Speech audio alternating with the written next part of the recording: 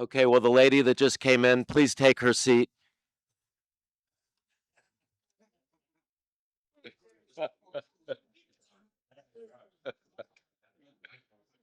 Okay. All right, we're good, right?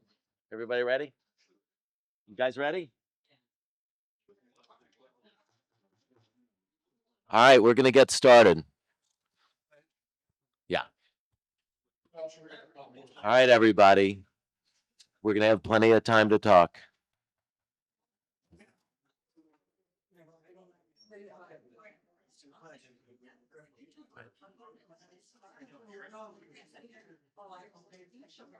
All right, we're gonna start with the Pledge of Allegiance.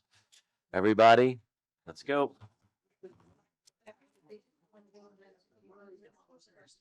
All right, here we go. I pledge allegiance to the flag of the United States of America and to the republic for which it stands, one nation, under God, indivisible, with liberty and justice for all. All right, we got a nice full house today. Welcome, everybody. We have a long docket. As most of you know, this is my first full meeting, and we've got a lot to cover and a lot of things to discuss. So let's move along and get moving with the agenda. The City Council will now convene, and please call the roll. Councilmember Sanders, Present. Councilmember Penna, Present. Councilmember Taylor, Here. Mayor Pro Tem Reed, Mayor Whitman. Here. Before we get started, the city staff requested to pull general business item I.3, Indian Wells Monument, from today's agenda. The matter will be brought before the council at a future meeting. Okay? So that being said, does anyone have a motion to approve the agenda as amended? So move. Second? Second. All in favor? Aye. Aye. Any against? The first thing that we're going to go through, we have some proclamations to go through initially in the meeting. And first, I want to call up my esteemed colleague, who's a veteran of the Armed Forces, to present a presentation to Linda Patterson for her great work that she's done over many years. Greg Sanders. Thank you, Mayor Whitman. Before we have Linda Patterson come up for the presentation of a proclamation, let me just cover the reason that we're giving her a proclamation today.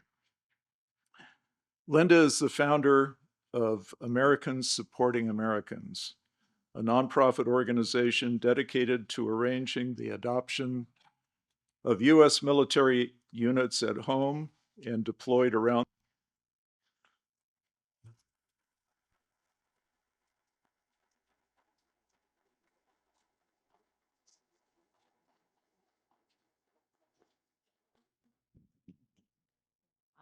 Oh, yeah, let's not. I'm usually the one who does that. Yeah, caught my heel on the rug there.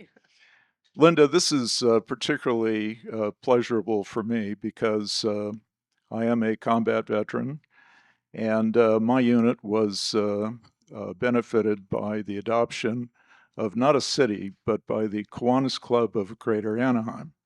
So I'm very familiar with the morale boosting that goes on when the goodie bags start to flow, the letters start to flow, and it really means everything to the troops. So, Linda, without any further ado, would like to present you with this proclamation honoring your 5 decades of service to the U.S. military, and particularly the troops. Thank you. I'd like to just say a few words to everyone here. Thank you for coming, whether it's for me or whatever the other recipients. This has been a labor of love for me for years, 56 to be exact. I'd like to have my husband stand because he was my military escort when I went to Vietnam to visit them, Christmas of 1968, but representing my city of San Mateo at the time with a special Christmas gift. Steve, would you please stand? My husband was a lieutenant.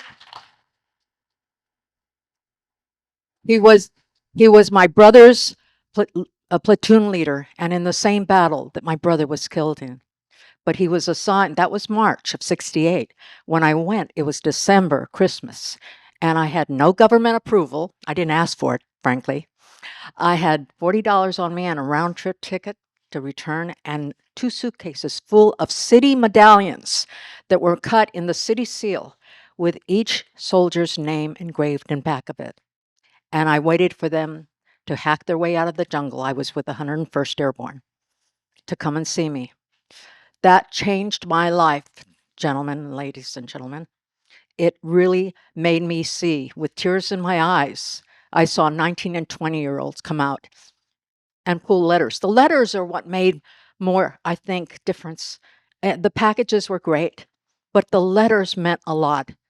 And I thank you today, all of you, that if you've served, thank you for your service. I thank this great city that I'm in now, a permanent resident of this beautiful community. And I thank Mayor very much. Thank you, Mayor Whitman, and thank you, sir, for this. You bet.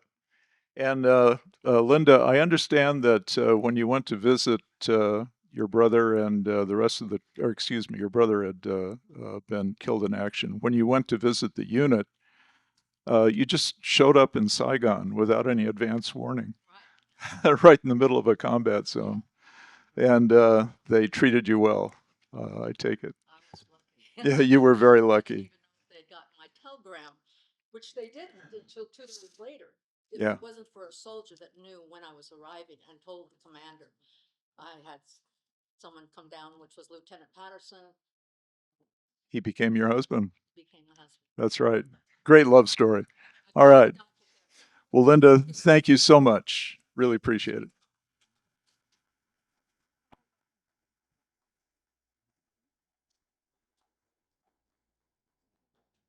Thank you. Thank you so much.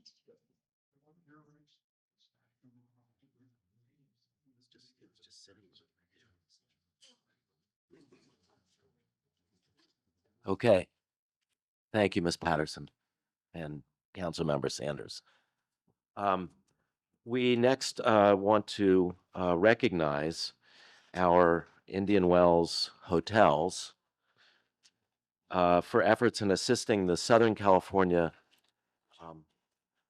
fire victims. On behalf of the City of Indian Wells, I extend my heartfelt gratitude for your unwavering support and generosity in assisting the victims of the recent wildfires.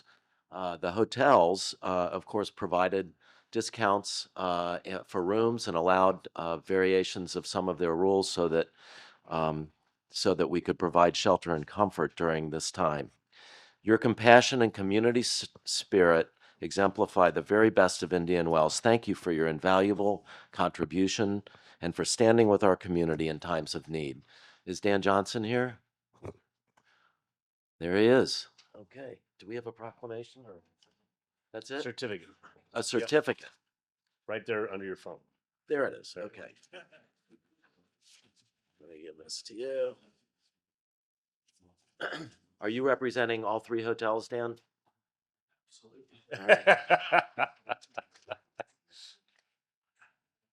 Sorry. Dan Johnson is the general manager of the new Grand Hyatt Hotel. Thank you, Dan.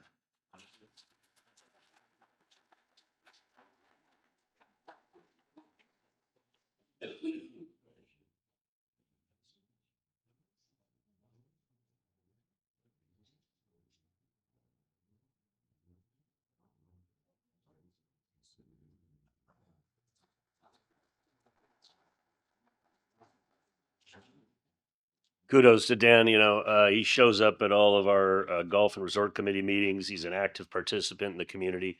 So just want to say an additional nod of gratitude. And also, if you haven't been to the Grand Hyatt, my goodness, they have done an amazing job at at upgrading their facilities, and they have a couple of amazing restaurants that are worth trying. Good. Okay, that ends the proclamations. Now we have two presentations. First, Battalion Chief Matthew Cutts to report to us on the Riverside County Fire Department update. Yes, sir.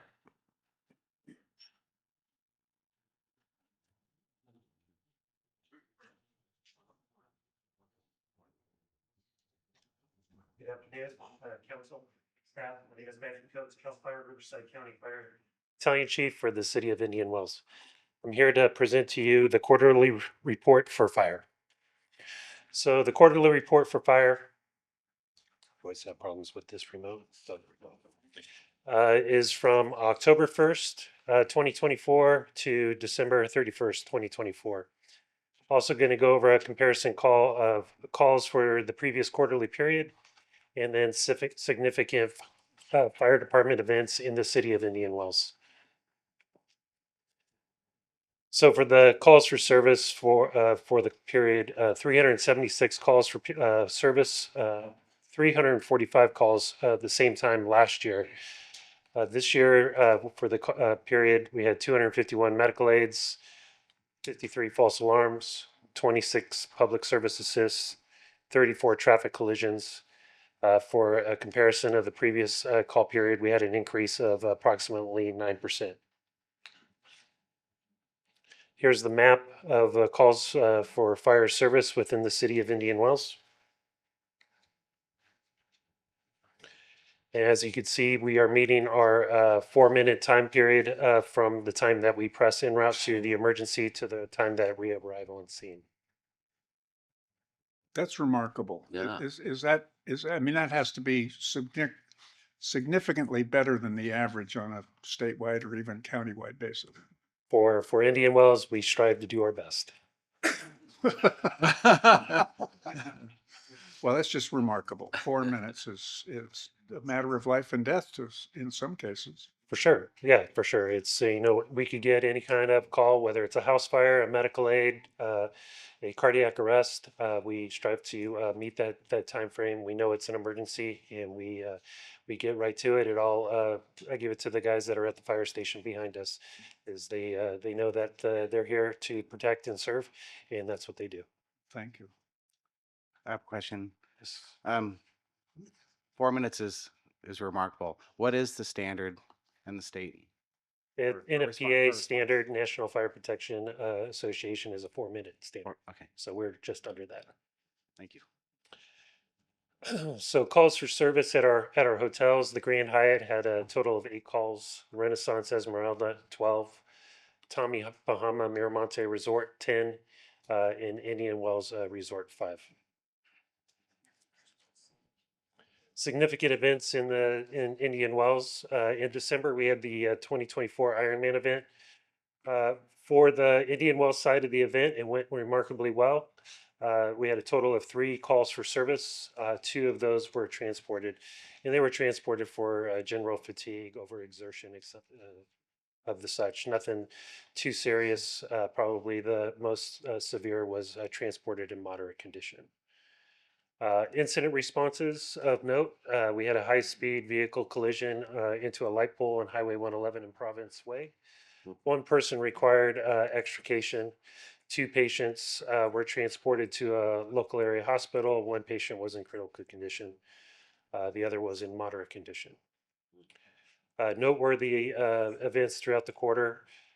We had our sport and special event training at the Indian Wells Tennis Garden, which I attend along with other CAL FIRE employees, Riverside County Sheriffs, and also city staff. It was a good event to participate in. We discussed how to handle any type of emergencies that could occur at a large event. We talked about evacuations or shelter in place of the such.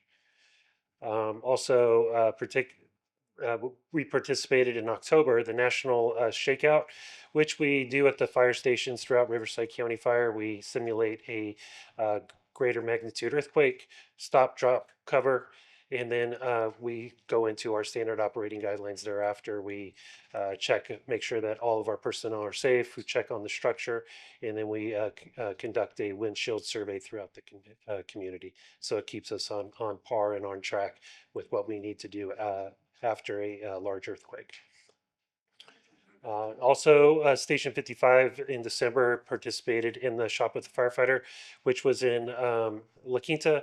We were able to shop with underprivileged children, which is held through, supported through our benevolent fund with the fire department, and we're able to shop with the children, and so they could have a Merry Christmas. From there, I'm going to hand it over to, if there are any questions before I hand it over to Chief Beverland, who's going to talk about defensible space for your residents. Anybody have a question? Thank you, sir. Alrighty. Chief?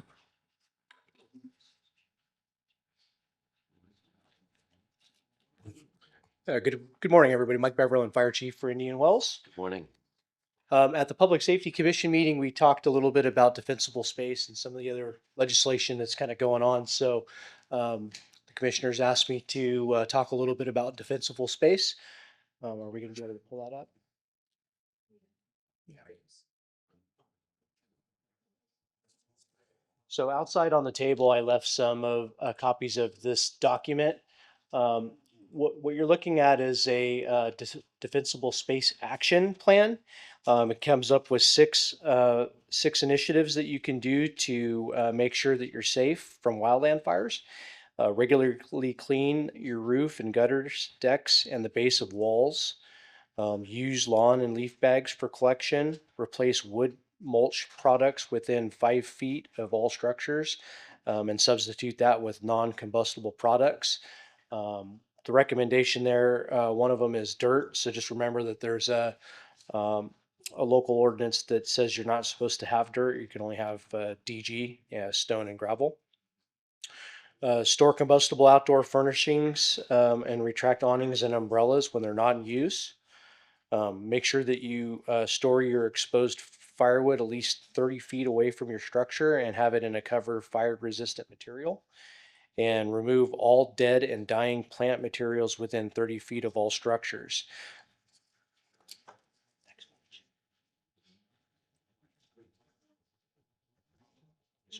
Perfect. Don't know who I'm looking at. All right. So that's kind of the actions that you can take to make your space around your home more defensible. These are actions that you can do to your structure to avoid kind of some of the things that happened during the Palisades fire. I spent 8 days there helping out, and some of the stories that we heard about, just these large pieces of debris and 100-mile-an-hour winds hitting houses and getting stuck into, under the eaves that aren't protected, even in some case breaking windows and causing a fire from the inside of the structure. So with that being said, these are some of the home hardening actions that you can take, which would be to use as much non-combustible materials as possible. Make sure that you have a gutter cover that's made out of a non-combustible material to protect from buildup in your gutters. Make sure that you're using a spark arrestor on your chimney, and that goes not only for wood burning fireplaces, but also gas fireplaces, because you do build up things in there, and then you get it hot enough, some embers can leave. Using caulking and gap spray that is fire resistant to fill all gaps. Making sure that you're taking care of any gaps that are larger than 1/8 inch thick. Weather stripping that gaps greater than 1/8 of an inch, that's compliant with UL standard 10C. So you can go to Home Depot and see about 1 million different types of caulking, but there is one that is fire resistant, and that's what they're talking about, that it's approved by the underwriters laboratories. When you replace your windows, make sure that you get a window replacement that has more than one pane. Sometimes what happens is that things catch on fire on the exterior of your house, and the radiant heat can go through the window and catch your curtains on fire. So having a double paned window protects greatly against that. And then just as you're walking around your structure, you can see, just think about a very heavy wind with all of these particles that are on fire hitting your building. And when you look at your building, if you see gaps where those embers can get into, that's how houses are catching on fire in these events. So um, if you would like more information, the flyer is on the table out in the foyer, but also you can go on to readyforwildfire.org. Not only will you find these documents, there's videos and there's all kinds of applications to get you ready for a wildland fire, not only in preparing to withstand it, but what you should have ready to go in case you have to leave your and evacuate, and all kinds of information available to everybody. So with that, I'll end my report and I'm available for any questions you might have. Thank you, Chief. Any questions from any of the council members? Two questions. Thank you, Mayor. Chief, thanks for the presentation. Yes, sir. Appreciate it very much. What about shrubbery? So Trees, shrubs, etc. yeah, so trees around your residence, even if they're ornamental, they will catch fire. And I would say that probably from this website, they would recommend that you trim those down so that they're not within 10 feet of your roof line. And that some of the things that we talk about is ladder fuel, where the grass may carry the fire and then it gets into a bush and the bush catches on fire, gets into a tree, and that's how it gets spread and gets high enough to catch roof lines on fire. So if you look at your property in totality and you try to eliminate that ladder fuel, that helps out greatly. And the wind can carry embers from burning trees and bushes and so forth, just like any other. Yes, sir. There was a Ring camera that was going around at the Palisades fire that showed basically a 2 by 3 foot piece of plywood that was on fire that went through somebody's window and caught their house on fire from the inside. So embers can be, you think of like campfire embers that are just these little things, but they can be massive. And final thing, very briefly, at the Public Safety Committee meeting, you committed that the fire department will go out upon request and inspect a residential home, a commercial property, and give them advice about how they might harden their property and better protect themselves from fire. Yes, sir. If they want to reach out to me, my contact information is on the city's website. I'd be happy to get something scheduled and come on out. Thank you. Anybody else? Yeah, I've got a question. So many of our residents ask me about the classification in this area as kind of a high fire zone area. How should we think about that? A lot of us see, beautiful lawns and golf courses, et cetera. Obviously, we have the hillside behind many residences. How should we think of this as being a high fire zone area? Well, what I would say is that there is a current process underway to have all of the state of California classified in either a moderate, severe, or high severity fire zone area.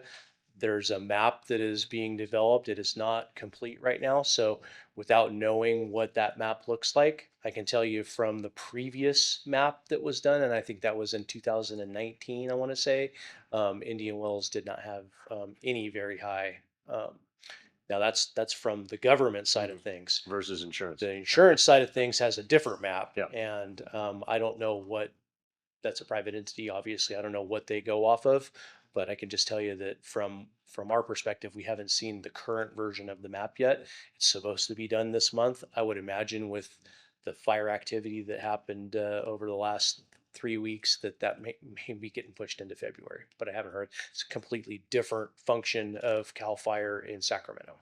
Thank you. Dana? I'd just like to ask the city manager if it would be possible to take the brochure that is out there and put it on our website and let people know that it's available, because this is obviously timely information that should be made available as quickly as possible. Absolutely. And in fact, the Public Safety Committee made that recommendation earlier this week. Last thing, can you repeat that website? Yes, sir. It is readyforwildfire.org. readyforwildfire.org. And all of that information, including what was on the screen, is A on that vast amount website. of information, more than what we showed. Great. Thank you, sir. Thank you. Thank you. Yeah.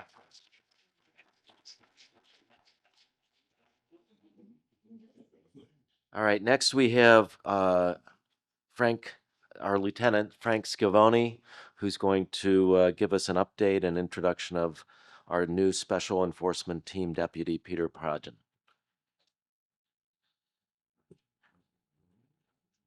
Lieutenant Schiavone is our new police chief, correct? Correct. Great. Thank you, sir. Good morning, Mayor, City Council, staff, and the residents of Indian Wells. We appreciate you guys, your support, and thank you for coming. Today, I'll be providing you the year-end 2024 stats dating from January 1st, 2024 to the December 31st of 2024.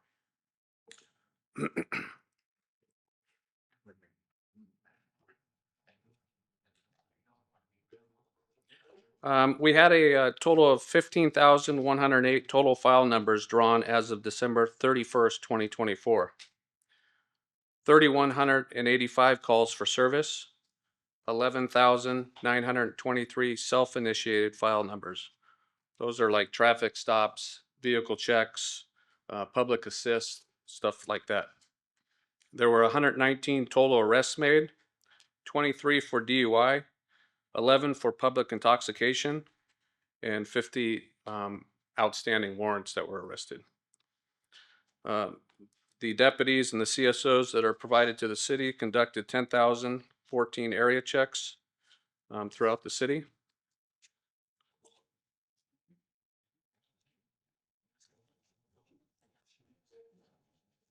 During this year, ending 12/31 of 24, there was 194 traffic collisions throughout the city. 0 were fatal, thankfully. We had 3 major collisions, 23 minor injury collisions, and 168 non-injury collisions. Year ending in 2023, we had 1,191 traffic citations written, were provided to the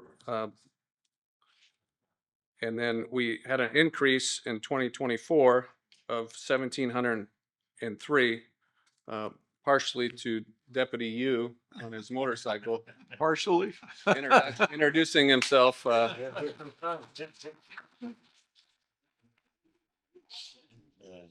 was a 42.99% increase in traffic citations. During this time, we had 23 DUI arrests.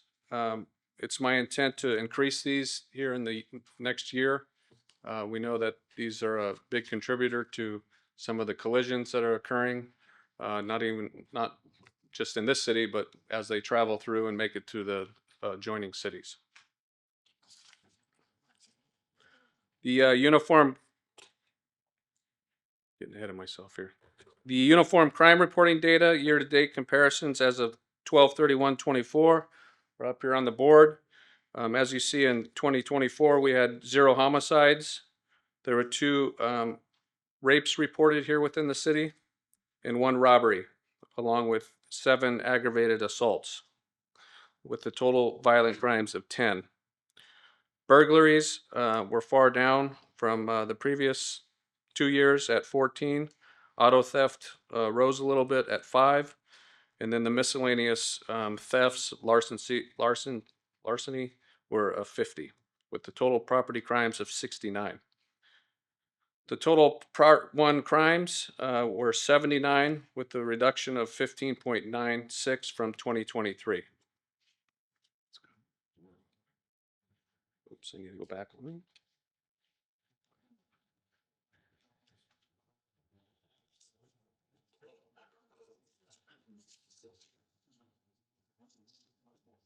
We had a few notable cases, as you see up here on one on January 2nd of 2025. Deputy Galvan, who's assigned to the city of Indian Wells, responded to the 74-800 block of Chateau. He immediately contacted the Indian Wells SET team and provided a brief detail of the case. The next day, I gotta go over here. Well, I'll just speak from my mind. They developed a bunch of leads and developed a bunch of video that was at the entrance to the complex. With that video, they're able to obtain not a license plate, I'll show you in the next slide, but a description of a plate. And with the use of citywide cameras, including Vigilant and Flock throughout the entire community, leading us all the way to Cathedral City and Palm Springs at times. Deputy Kendall Martinez, who's standing back there, was able to ultimately identify the driver. It wasn't necessarily the cameras, but that's what led us to the vehicle. Several search warrants were authored for the data of the vehicle to look at different areas that this vehicle had been in. Several warrants were authored for the use of GPS that we utilize to track the vehicle, and a lot of surveillance, and ultimately led to the issuance of a search warrant and with the suspect in custody. When they went to the residence, they located quite a bit of property. As you can see here, a lot of jewelry, some guns, miscellaneous stuff that people are leaving in their cars probably. This particular burglary was a residential burglary that the doors were probably left unlocked. The suspect entered through one of the doors. There was an internal camera in the victim's house. We captured some of the video where he's peeking through and he's got a medical mask on. So we went from nothing to a lot with the use of these cameras that we use, that you guys have authorized throughout the community. We're in the process of trying to find the victims. That's a whole nother side of the investigation that is quite difficult to figure out, but the use of serial numbers, etc., but it's monotonous work that needs to be done.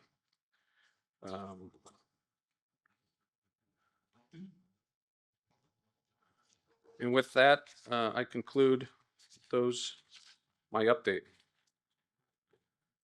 Thank you, Lieutenant. Any council members have any questions for Lieutenant Scavone? Do I pronounce that correctly? Scavone. Scavone. Right. Scavone.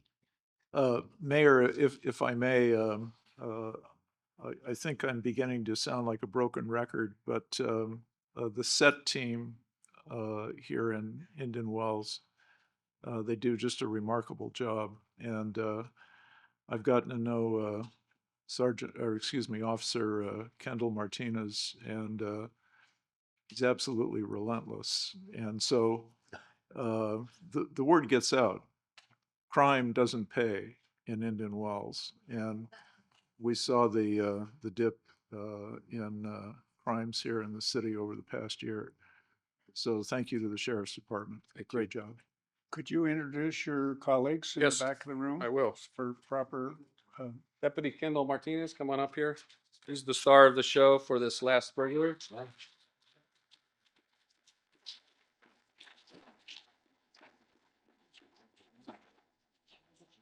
In the event that you commit any theft or any investigation, this is the guy that you do not want following you.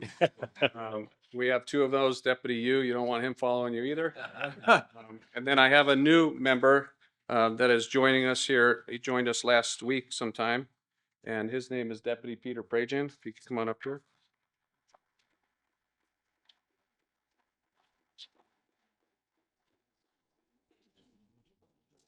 I'm going to read Deputy Prajan's little bio here.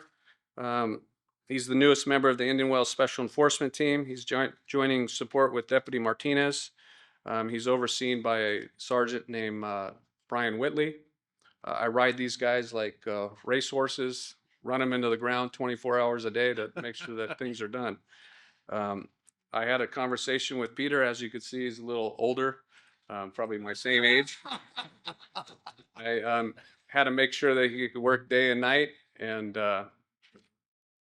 accomplish what we need to accomplish here.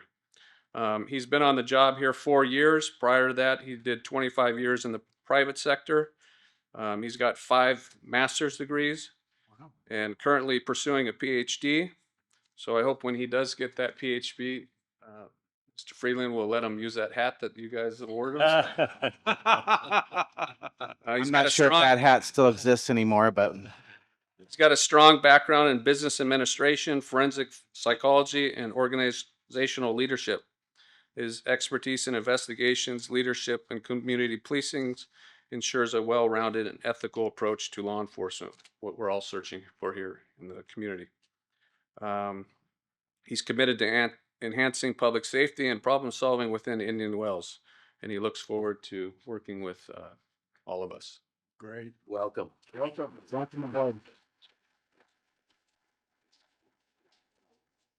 I have another question, which Anybody? is on the crime report. Can we get some visibility into time of day and whether weekend based or weekday based? If not now, by the next meeting. I could speak specifically on this one. This was a daytime. Not this one, but the overall 2024 Okay. kind of numbers. I'll get back to you. Thank you so much. Thank you. Thank you, guys. Anybody else? Keep up the good work. Yes. Thank you. Thank you.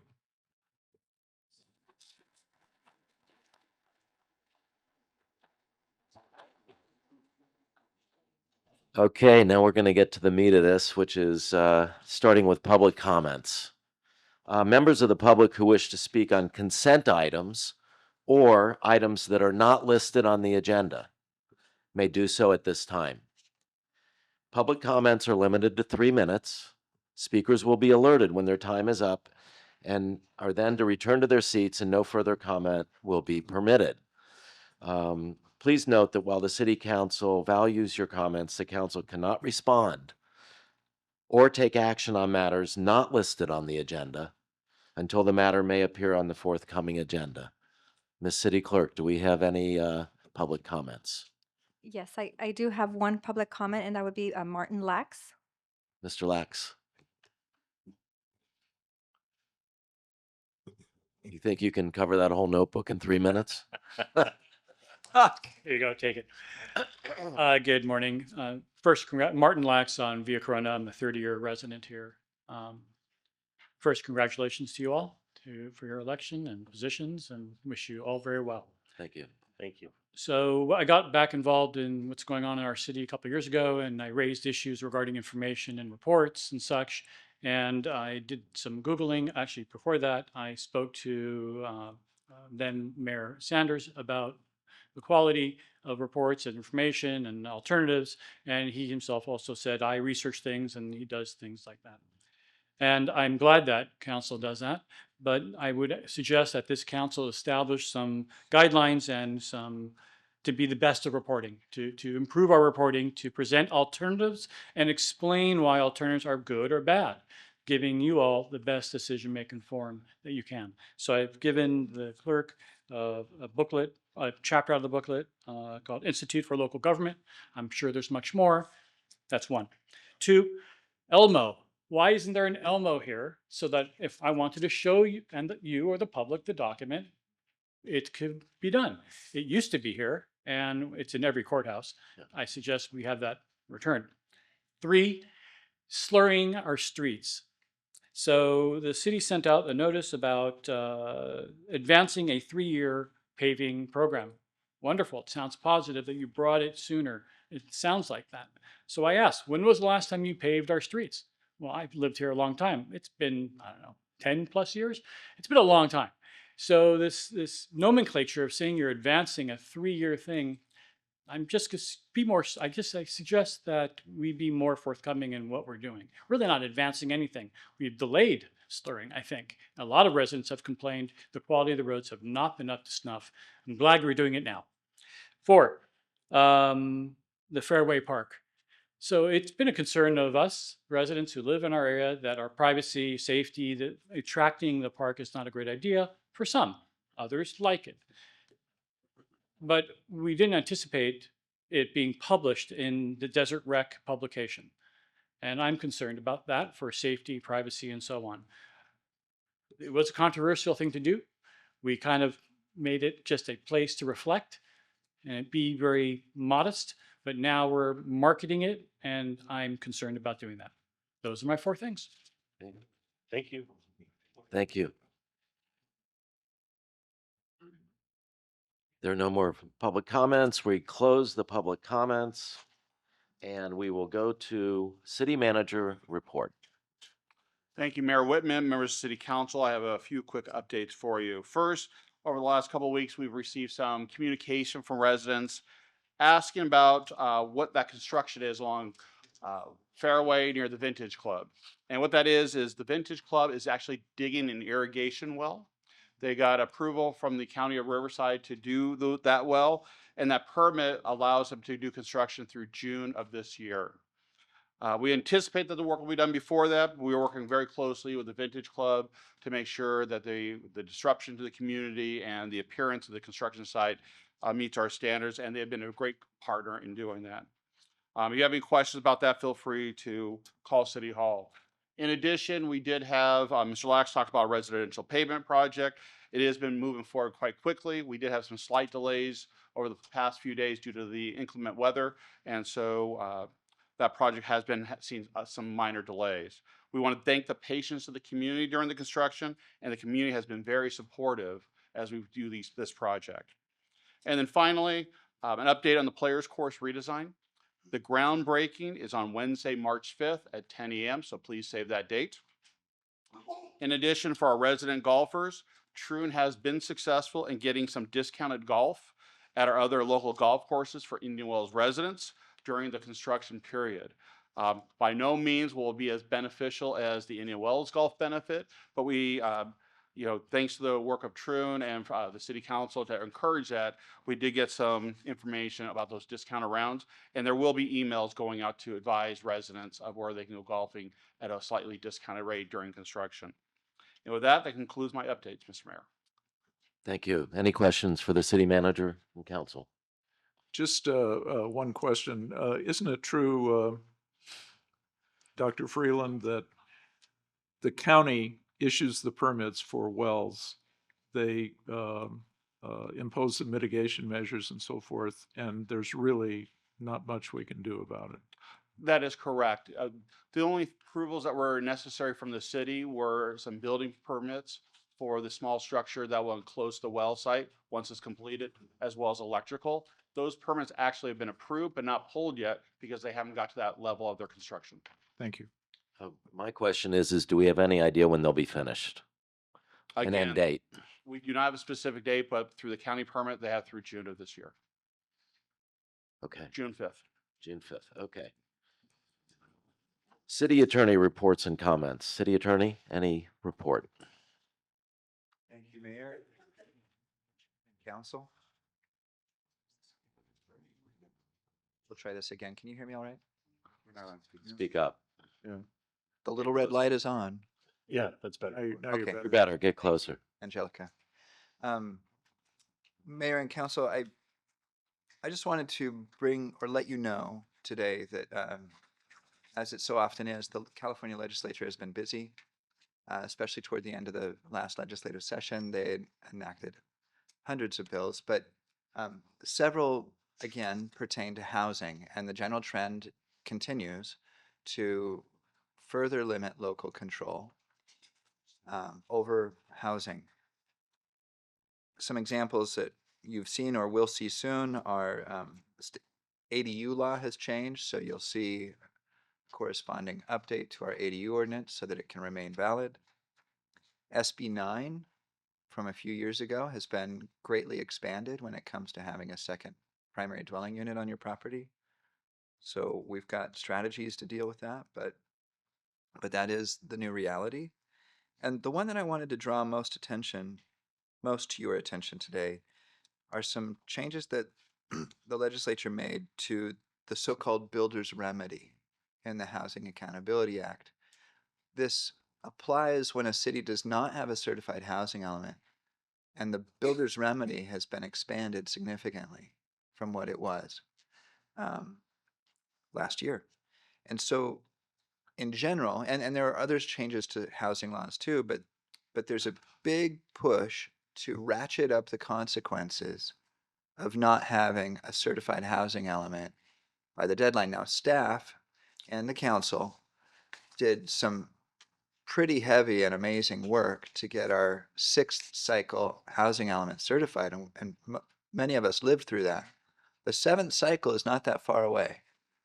I would strongly encourage the city to do everything we can to be poised to prepare our 7th cycle housing element once the necessary information comes out from SCAG, because the consequences of not getting it done by the deadline will be painful.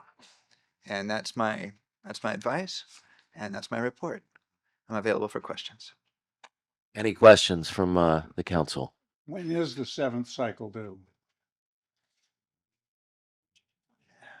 Gosh, I get the dates mixed up. I think we're 2 years into our 8-year cycle. Am I right, John? Starts in 29. I think we'll get the RENA allocation for the city before that, right? Well, Yeah. if you don't know, just let us know. I mean, is it like before I'm off the council? Or after? We'll add it to the strategic planning. We'll try and spare you, Councilmember Reed. Mr. Mayor, just a comment. I think that the report that we just got from the city attorney on the legislative session is reminiscent of Mark Twain's comment that while the legislature is in session, no man or his property is safe. Right. I was up in Sacramento earlier in January, and it's very clear that Sacramento is focused on density. And prior to the fires, we're very focused on basically not having any more, single family home units. I mean, at the end of the day, they really want density. So I think the fires are going to have an influence on their legislation. So I'll be curious to see how the tone shifts over the next couple of weeks. But the assistant deputy director of the housing, when pressed hard by cities represented at this event on this very subject, said the governor calls it productive discomfort. And so he wants us all to be uncomfortable in trying to establish these rules. Yeah, just to clarify, I don't think we define what builder's remedy is, and I'm not sure everybody knows what that is, but builder's remedy means if you don't have an approved or certified housing element, then any builder can come in and buy a lot, and they're excused from most of the requirements that would be required to get a permit. Is that correct? Generally? Yes. Okay. So it's pretty dangerous because we have a very attractive community, and if we don't have a housing element, somebody could come in and build large condominium units, for example. They would be excused possibly from our height requirements to build several stories higher than we ordinarily have, and so the housing element is very important. All right. Okay. Next, we have the consent calendar. Move approval. Second the motion. All in favor? Aye. I just want to say that one item is pulled before we get into that. Which item is that? That was for the general business. Oh, item. it's on general business. Okay. All right. Well, let's move on to general business. No, to public. Hold on. Public hearings. So Okay. I just need the approval. So we have motion and we second it. I just need an approval from. Oh, all in favor? Aye. Aye. Opposed? All right, public hearings. For each of the items listed under public hearing, the public will be provided an opportunity to speak. After a staff report is provided, the mayor opens the public hearing. At that time, the applicant will be allowed 5 minutes to make a presentation on the case. Members of the public will then be allowed 3 minutes each to speak, unless there are a number of persons wishing to speak, and then we may only allow 2 minutes. I don't expect that to happen today. Um, so, so we are open for comments and open the public hearing. Do we have any public comments? Wait a minute, staff presentation. Staff presentation first. Thank you, Dan. Thank you, Mr. Mayor. If I can, we'll have our assistant city manager and finance director, Kevin McCarthy, give that report. Thank you. Thank you. Good morning, Honorable Mayor, members of the City Council. Before you is a resolution approving an addendum to the Coachella Valley Association of Governments Transportation Uniform Mitigation Fee, or TUMF. Included in that is also the adoption of the TUMF annual inflation adjustment and the revised fee schedule for the calendar year 2025. This item before you is considered administrative in nature in so much that it simply ensures compliance with CVAG's fee schedule. TUMP fees are utilized by the Coachella Valley Association of Governments to fund regional transportation projects within the Coachella Valley. CVAG member cities, including the city of Indian Wells, collects these TUMP fees from new development and simply pass these funds back to CVAG. No funds are retained by the city. Staff recommends that the mayor open the public hearing, receive any public comment, close the public hearing, and simply adopt the resolution as presented. And of course, staff is available for any questions you may have. Thank you, Mr. McCarthy. Okay, let's open the public comment portion of the hearing. Does anybody have a public comment? No comments. No comments. We'll close the public comment portion of the hearing. Move approval. Second the motion.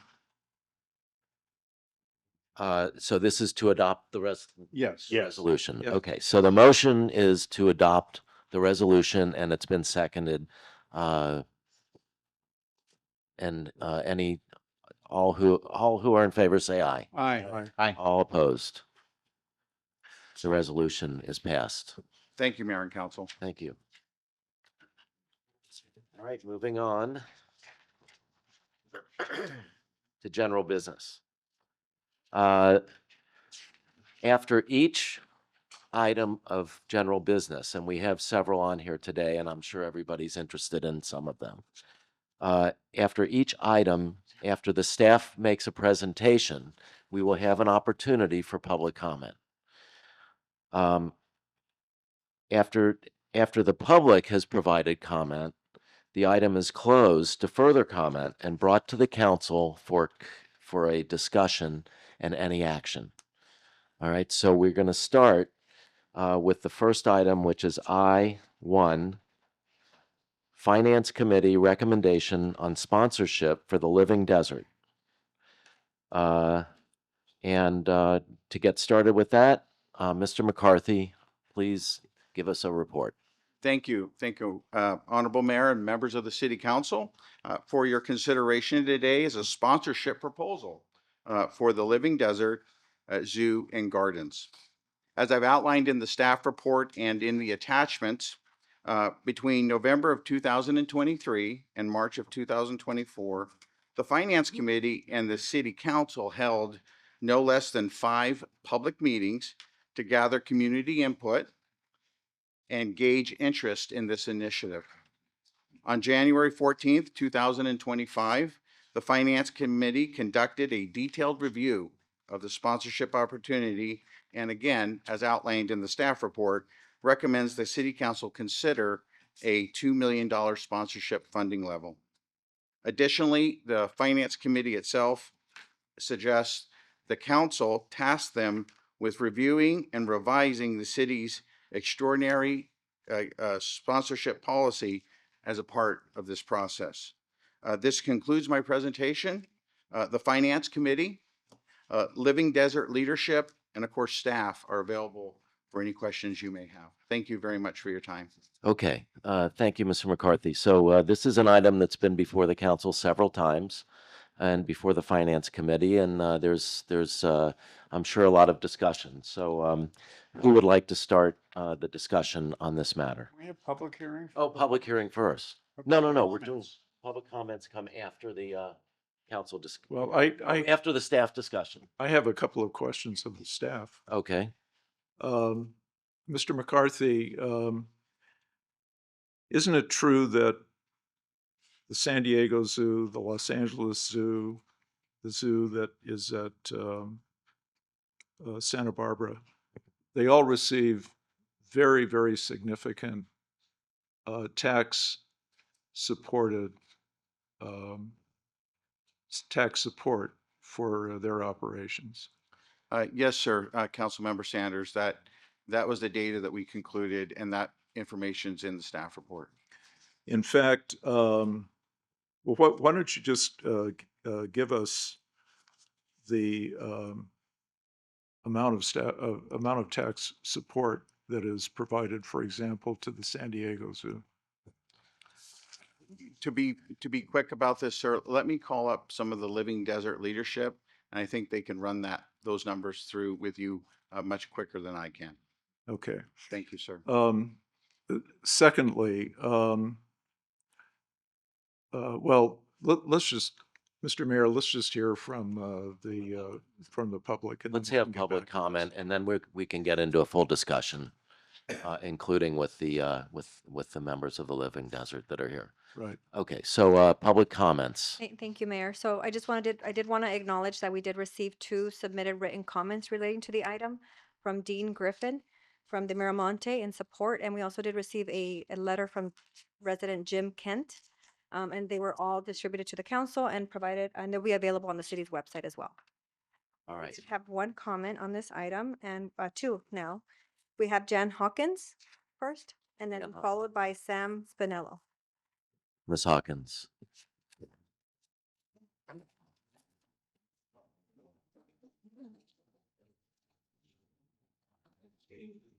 Hello, good morning. Good morning, Mayor Whitman and City Council members. So my name is Jan Hawkins, and I am a 41-year permanent resident of Indian Wells. My husband and I settled in here in 1976 and have raised our family. The Living Desert has been part of my life to varying degrees. I have the unique position of just being retired after 8 years of being the Director of Development and having the honor to raise money for the Living Desert. In my capacity as Director of Development, I worked with many donors. I went through all of our donor dollars that we've received over the years, and indeed, Councilman Sanders, you are correct. The majority of the accredited zoos in the United States, in fact, globally, and there are about 250 of them, the majority are funded by significant city dollars because the cities recognize the appeal and the advantage that having a world-class zoo in their cities brings to the table. So the percentage of Indian Wells donations to build and support the Living Desert is well over 50%. Over 50% of the millions of dollars that we have that we've built the Living Desert comes from the residents of Indian Wells. Jack and Patty Grundhofer, their name is on the Welcome Center. They were from the Vintage. Jen Gross just recently gave a significant donation for the splash pad. For those of you from the Orange Coast, Orange County Coast, you'll recognize the Gross, Amy Gross name.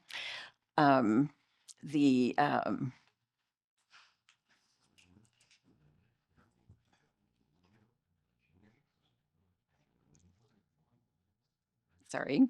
That's all right. Bob and Connie Lurie, who are our highest donor of that are living donors, have contributed $6 million towards the event center that is on the table that will be coming in, and I know that you have had the numbers on that. All of the dollars from Indian Wells or from from titans of their industry. They're captains of in the global world. They can choose anywhere to put their dollars, and many of them do give money to Eisenhower Health, but they gave liberally to the Living Desert because they recognize that it is a world-class facility. It's more than just a place to bring their grandchildren, but it is a place on a year-round basis, unlike the tennis facility, and unlike golf, where many of our residents are not here full-time. Ms. Hawkins, can you wrap up? Yes. So I'm hoping that you will entertain the idea of putting your name, our name, the city that I'm associated with, Indian Wells, to support the restaurant name. Thank you. ma'am. Any other public comments? Yes, Mr. Sam Spinella. Mr. Sam Spinell. Good day, Mayor Whitman, members of the City Council. My name is Sam Spinello. I started out as a resident in 1979, and I've been a resident ever since. At that time, I was a child of my parents and an early customer of the Living Desert. I like to say that I love the Indian Wells so much that ultimately when I got older and got married and decided to pick a place for my primary residence, I chose Indian Wells, which is where I live as a full-time resident and raised my family. The Living Desert, from starting out as a child customer, and then as a parent raising a child, raising our daughter, taking her to the Living Desert, we very much enjoyed that. I've gone on to become a board member at the Living Desert. I see the Living Desert as a very valuable asset, not only to our city, but to our whole valley. The Living Desert resides, most of the land area is inside of our city. In that, being that the case, I believe that our city owes a special requirement or obligation or an opportunity to support a tremendous organization that is literally in our own backyard. As a taxpayer, I don't really like paying taxes that much, but when I do, I really am mindful where the money goes. I think that the Living Desert is a very good investment for our small city, as well as our community of the Coachella Valley. Thank you very much for your time. Thank you, Mr. Spinell. I love you doing a great job. Thank you. Ms. City Clerk, are there any more public comments? No, I'll hand it over to Kevin and he'll call up Mr. Call the Board of Trustees, Mr. Bill Appel, to come up and speak on behalf of the Living Desert. Yes, sir. Mr. Appel. Thank you to all and congratulations to all you council members. I haven't met a couple of you, but I look forward to doing it very soon. Okay, I have distributed, I think you all have the proposal here for our $2 million grant. If you have, I know if the council has any questions as to all the terms that was agreed by the Finance Committee, please ask me and I'll be more than happy to comment on it. One quick thing, you probably haven't seen me up here before. You've seen Ellen Monroe, our president. Well, Ellen is tied up in a executive leadership training conference. He sends his apologies. He could not be here today. And Jeffrey Petrovic, unfortunately, came down with COVID yesterday. So, Oh, dear. Oh, my God. I got this assignment last night, so I'm here now. I'm here to answer any of your questions that I possibly Our can. condolences to him. What's that? Our condolences to him. Coming down with COVID. Thank you. That's terrible. Do you want me to go through all the terms of this, or are you all comfortable with this? I think we've been through it enough. Perfect. Yeah. If the other council members wanted to hear it, though, that's fine. Anybody wants to? hear Well, the just terms? as a point of clarity, I believe, we heard from one of the members of our community that was excited about getting, naming the restaurant. I don't believe that is currently on the table. I think it's naming of a patio. Patio. The package with approved by the Finance Committee last week that myself and Jeffrey and another one of our members was here is the naming of the restaurant. Naming of the restaurant. Yeah, that's a $2 million package. It's packaged in there. So it's the patio. It's the patio is The what it naming- says on the The card. naming that I believe has come up with is The Indian Wells patio at the Bighorn, Patio. at the Bighorn It's the Cafe. patio, not the restaurant. I Thank you, sir. That's fine. patio. Yeah. The restaurant is, it's the patio. Okay, good. All right, we straightened that out. Anything else? Anybody from council? Any other questions? And again, as a matter of clarification, the zoo resides in the city of Palm Desert, correct?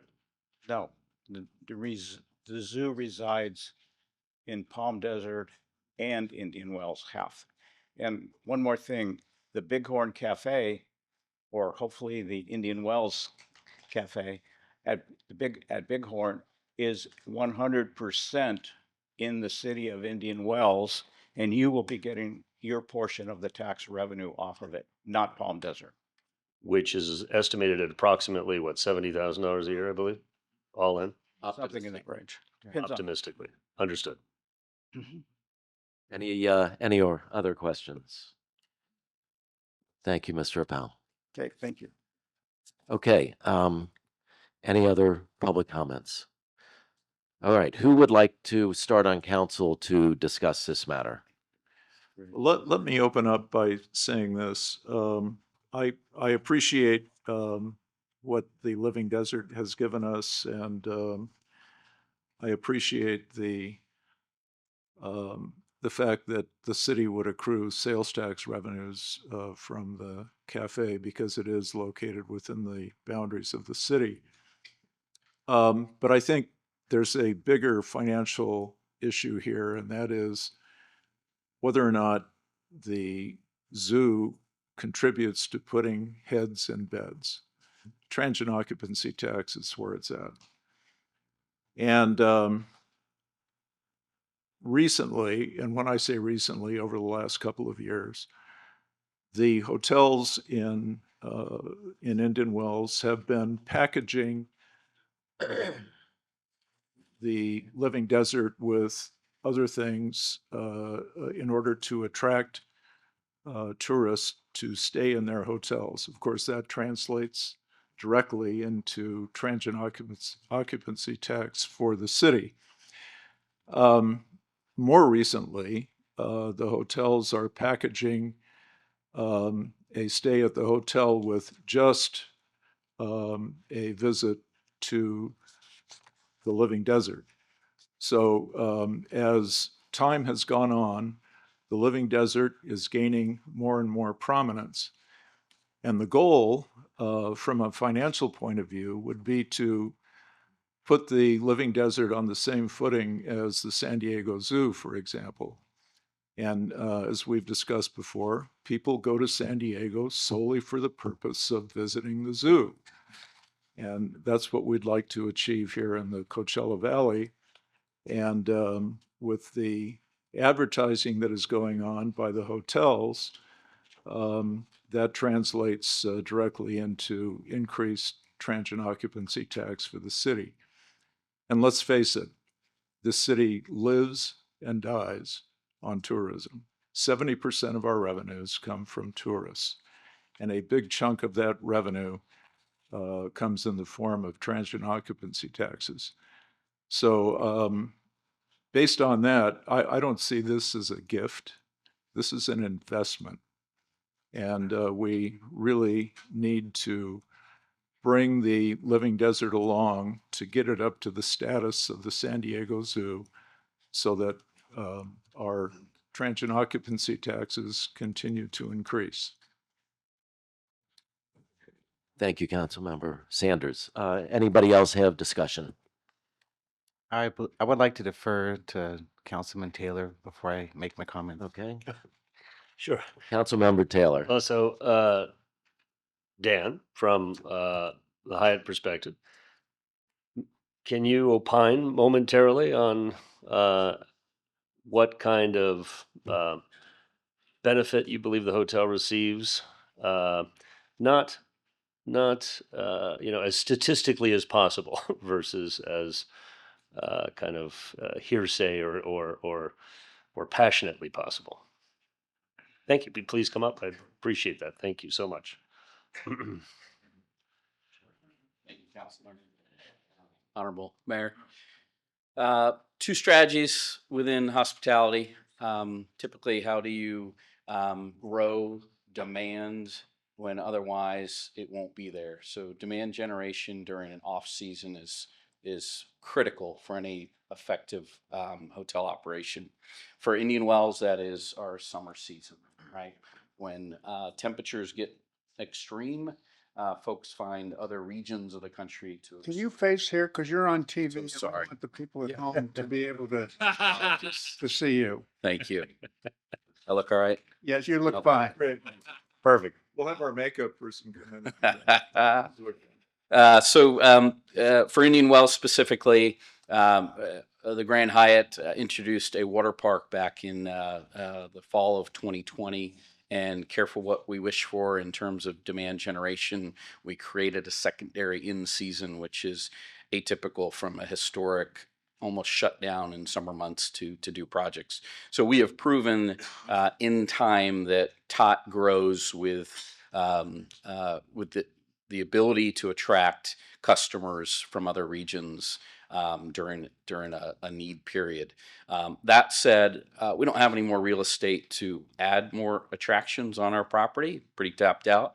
The other strategy is how do you grow your average daily rate? So how do you attract maybe a more affluent customer when you are in season? Every property does well in season. So how do you do better when everybody's doing well? Is you have to elevate your offerings and experiences. Courtesy of our new ownership has delivered that with the support of this great city. So $65 million later, we were able to enter a more luxury space, which is already working in our favor with elevated food and beverage amenities as part of that. Where I'm going is we have delivered what we can on the property level with your support. We are now reliant on area attractions to help us as a hotel community drive occupancy in what is historically a challenging climate or off season of the summer. A zoo opportunity creates marketing for us to drive more family-centric business in the summer and compete with other regions such as San Diego, LA. We are very drive-in summer reliant business and providing more competitive activities to attract and pull versus our competitive regions is significant for us. And an amenity such as this may not find us a new customer, but it may take some existing customers and extend the length of stay. So if I were to ask you from a data perspective to look at the top 5 reasons to visit Indian Wells and put heads in beds, as it were, how would you rank them in order? For my property specifically? Yes, your property specifically. It's going to be group first, so meetings and conventions, which is our secured future, which is really important, not weather and climate dependent, not inflation dependent. Secondary to that, I would say is the leisure, which is a hybrid of outdoor recreation, which for us is significantly supported by water recreation. And then in tandem with that, the amazing golf that our Troon partners deliver with your property. Tennis, pickleball starting to overlap tennis. We have special events, which is probably a close third because it's such a seasonality piece, but MX Golf, BNP, both Coachellas, Stagecoach, huge boon for us. And then I think when you get into 4th or 5th, it is your ability to sell a destination, which is where the zoo would fall into there. Amenities such as selling Red Jeep tours, things that are unique to this landscape that our competitive markets can offer. Great. So definitely top 5. Thank you. Of course. Anybody else? Anybody else have a question? I don't have any questions Dan. for you, but thank you. I do have a question. Yes, sir. We know that in addition to cities being requested to contribute to the Living Desert. I know that many corporations have been requested and have contributed to this cafe and patio and so on. Has the Hyatt contributed anything to this project? I don't believe so. In the time I've been here, just almost 3 years, I have not been approached outside of partnering with them in terms of delivering room packages.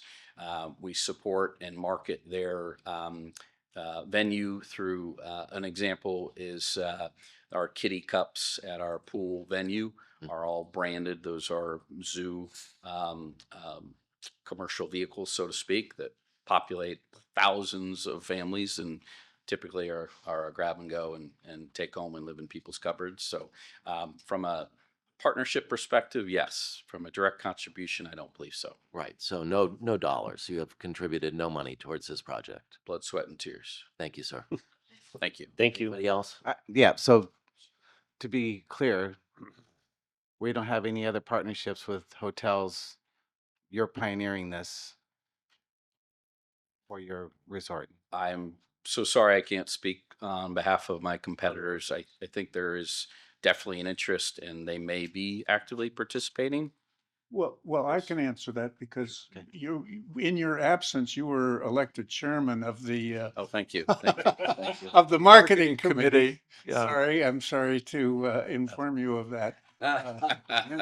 But all of the major hotels were present, and they unanimously endorsed this project. And I'm glad that you're here today in your capacity as a general manager, but you're also chairman of the marketing committee, and the marketing committee Thank you. strongly urged a aye vote.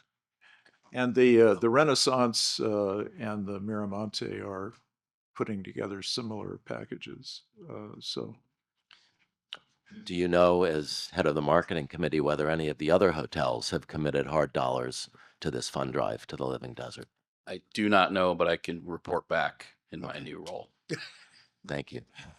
Congratulations on your new appointment. Thank you. Thank you, In Council. your absence. Thank you. Honorable Mayor. Okay. I also just Called, think, oh, I think, Mr. I Taylor, think yes. it's also to note that City of Palm Desert, I believe, has contributed during this capital drive about $2.5 million, if I'm not mistaken. It's 1,250,000 is my. 1,250,000. Thank you for the correction. And that Rancho Mirage has contributed $500,000 to this capital drive, right? And both cities, like us, are kind of in the area, Palm Desert being the home base for most of the TOT that the zoo receives, I believe. What was that? Admissions tax. Admissions tax Or sales tax. and sales tax. A vast majority of the admissions tax and sales tax derived from the zoo goes to the city of Palm Desert. well, whatever venues within the zoo are located within the city limits of Palm Desert. Understood. Then And the vast majority. of them tax go to- monies would accrue to the Yes. city. Can I Dr. just- Taylor. I'd just like to confirm that. Is Palm Desert charge an admission tax to the zoo? I don't believe that that's accurate. I don't think they do either. I mean, this is a nonprofit organization. This is not a profit-making I think you're right. entity. Mayor and council, I do not believe that Palm Desert itself has an emissions tax ordinance, but it certainly receives the lion's share of the sales tax. From the gift shop, and certainly not from the restaurant. Where's the sales tax from? From the gift shop and the other food facilities that are actually located within the limits of the city of Palm Desert. Okay, fine. Thank you.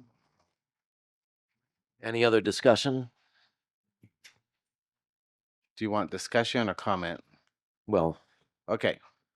I would like to chime in. I was hoping that this was going to be done before we were elected to council, but here we are today. So we are so very fortunate to be spearheading this as new council members, Topper and myself. I have to say that most of my communications with the people that put me in this seat are not in favor of a $2 million extraordinary gift. And with that, I'm hearing some things today that I wasn't expecting. We're talking about other zoos and how they're subsidized annually from cities, and that hasn't been discussed up here. So, are we giving a one-time extraordinary gift here? Is this going to be something that's going to be ongoing? Because if it's something that's ongoing, that changes the way we need to look at this in support of the statute. I'm aware that this was already approved in finance, but I do have some concerns as far as the impact. And Palm Desert is donating 1.25 million, Rancho Mirage at 500,000, and then you have Palm Springs, is the greater benefactor from the Living Desert. Based on what I read here in the staff report, they're not contributing anything, and nor is La Quinta. La Quinta's tabled this issue completely. So that's kind of where I am struggling. I'm and then if I include all the capital improvements that we have in front of us today, I don't need to mention them, but the optics that the residents are telling me as a city council member of the city of Indian Wells is, why are we giving money away when we have so many capital improvement projects that are ongoing, will be underway, and some of them we don't know where we're going to land as far as within the finances. So as a businessman, it's tough for me to sit here and offer up that kind of gift at this point in time. I especially being with all the deluge of information that I've been absorbing for the past 2 months, it's been extraordinary on its own. So I'm processing this, and I want what's best for the city. I am very supportive of the Living Desert. My wife and I do have annual passes, and we frequent it probably 4 times a year. So I just want to come to some kind of compromise here to be supportive of the Living Desert as a partner, and being part of the in location in their zoo. Do we want to buy a plaque for a building? I don't know. I haven't even thought down that road that far. But supporting the Living Desert, I am in support. I just cannot wrap my head around a $2 million gift at this time. Can I respond Mr. to that? Mayor, can I respond? A couple of things. First of all, what distinguishes Indian Wells from Palm Desert, Palm Springs, Rancho Mirage, et cetera, is the fact that absent tourism, we have no tax base. If it wasn't for tourists, we wouldn't have a city. So I don't think that it's accurate to characterize a contribution to the Living Desert as a gift. It's an investment. We have to continually invest in tourism in order to sustain this city. And as Dan Johnson, I'm sure, will affirm, the hospitality industry is probably the most competitive industry in the world, but it's particularly competitive here in the Coachella Valley. So if we have a crown jewel like the Living Desert that we want to grow in order to encourage tourists to come here, stay in our hotels, pay us transient occupancy tax, then I think it's incumbent upon us to make an investment like this that will enable the Living Desert to help realize its full potential. Any other comments? Yes, I'd like to, first of all, to your question of, is this an annual gift? And the answer is absolutely not. This was a one-time request. This was a one-time request from the Living Desert, and it's a standalone and is not any kind of obligation or even a request for anything in the future.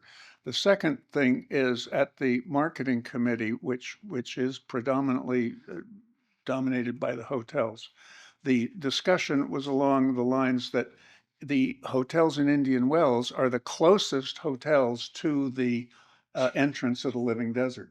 And that, yes, there are some hotels that might have some slop over benefit, but basically, given the fact that they are the closest in proximity to the facility, they thought that it was something that was of great value to their marketing abilities to get people to come here as opposed to somewhere else. Right. And it would not be whatever the council decides, if the council decides to make an investment, it would be spread over several years. No, 2 years, 2 years. It's in the staff report. 2 years. Let me put it this way. It can be spread over several years. The original proposal was to spread it over 4 or 5 years. So I think my overall thoughts on this are very supportive of the Living Desert. I could be very comfortable today voting on a $250,000 donation. I am uncomfortable with the return that we're getting on a $2 million value on one hand, meaning a patio versus a restaurant. But more importantly, and the resounding feeling from my perspective is that with this $2 million, we could be investing in the LPGA, we could be investing in the senior tour coming here. We can be investing in things that would actually, by ranking of one of our hotel managers, be higher up on the totem pole for things that put heads in beds that we control, that we could get 100% of the TOT from, et cetera. And I would move that we would consider those investments at the $2 million level more than I would the zoo. So if I were to put forward a motion right now, it would be to invest $250,000, commit to that for the zoo. We can always increase it later, but that's what I would be prepared to do today. Okay, well, all right, let's not go to a motion yet because I haven't had a comment yet. This is really an interesting discussion, and I think one of the issues that's being raised today is whether this is an investment or a gift. I think originally, the idea was that it was a gift, a donation to help build a restaurant inside the Living Desert. And things have morphed as time has gone on. I think recently we were also told it wasn't for the building of a cafe or a patio, that it was for the conservation efforts of the Living Desert. And again, the Living Desert is a great place, and I think our community loves it, but that's not really the issue, I don't think. The issue is whether we as a city council have the right, in a way, to speak for our residents who have not decided to contribute to the Living Desert. I find it very remarkable that we're told that today that over 50% of the donations come from residents of the city of Indian Wells, over $6 million. So this is my reflection on this as I listen to this. What we're being asked to do is, as a council, to spend $2 million of our residents' money, because that's whose money it is, the residents' money, the residents who have not decided to contribute to the Living Desert. And we're supposed to use our judgment, substitute our judgment for their judgment in awarding a $2 million gift to the Living Desert. It's not it can't be, as Dr. Taylor has said, it can't be a business investment because all we would be getting back is $17 per resident on the amenities that are being offered, if you do the math. So if assuming that 10% of our residents decided to donate, or 4,500 residents decided not to donate, and that if you do the math on that, we're deciding without any consent of any residents who are being assessed on this to give $445 for each resident. I think that's presumptuous of us to do that. That's my feeling.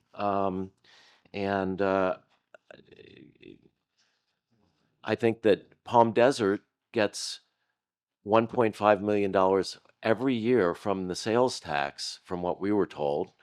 And they're willing to pledge 1.25 million, which is less than what they get every year. And Rancho Mirage has pledged $500,000, which is a much larger city than we are, as is Palm Desert. And they get a similar benefit, in my opinion, as to what we get.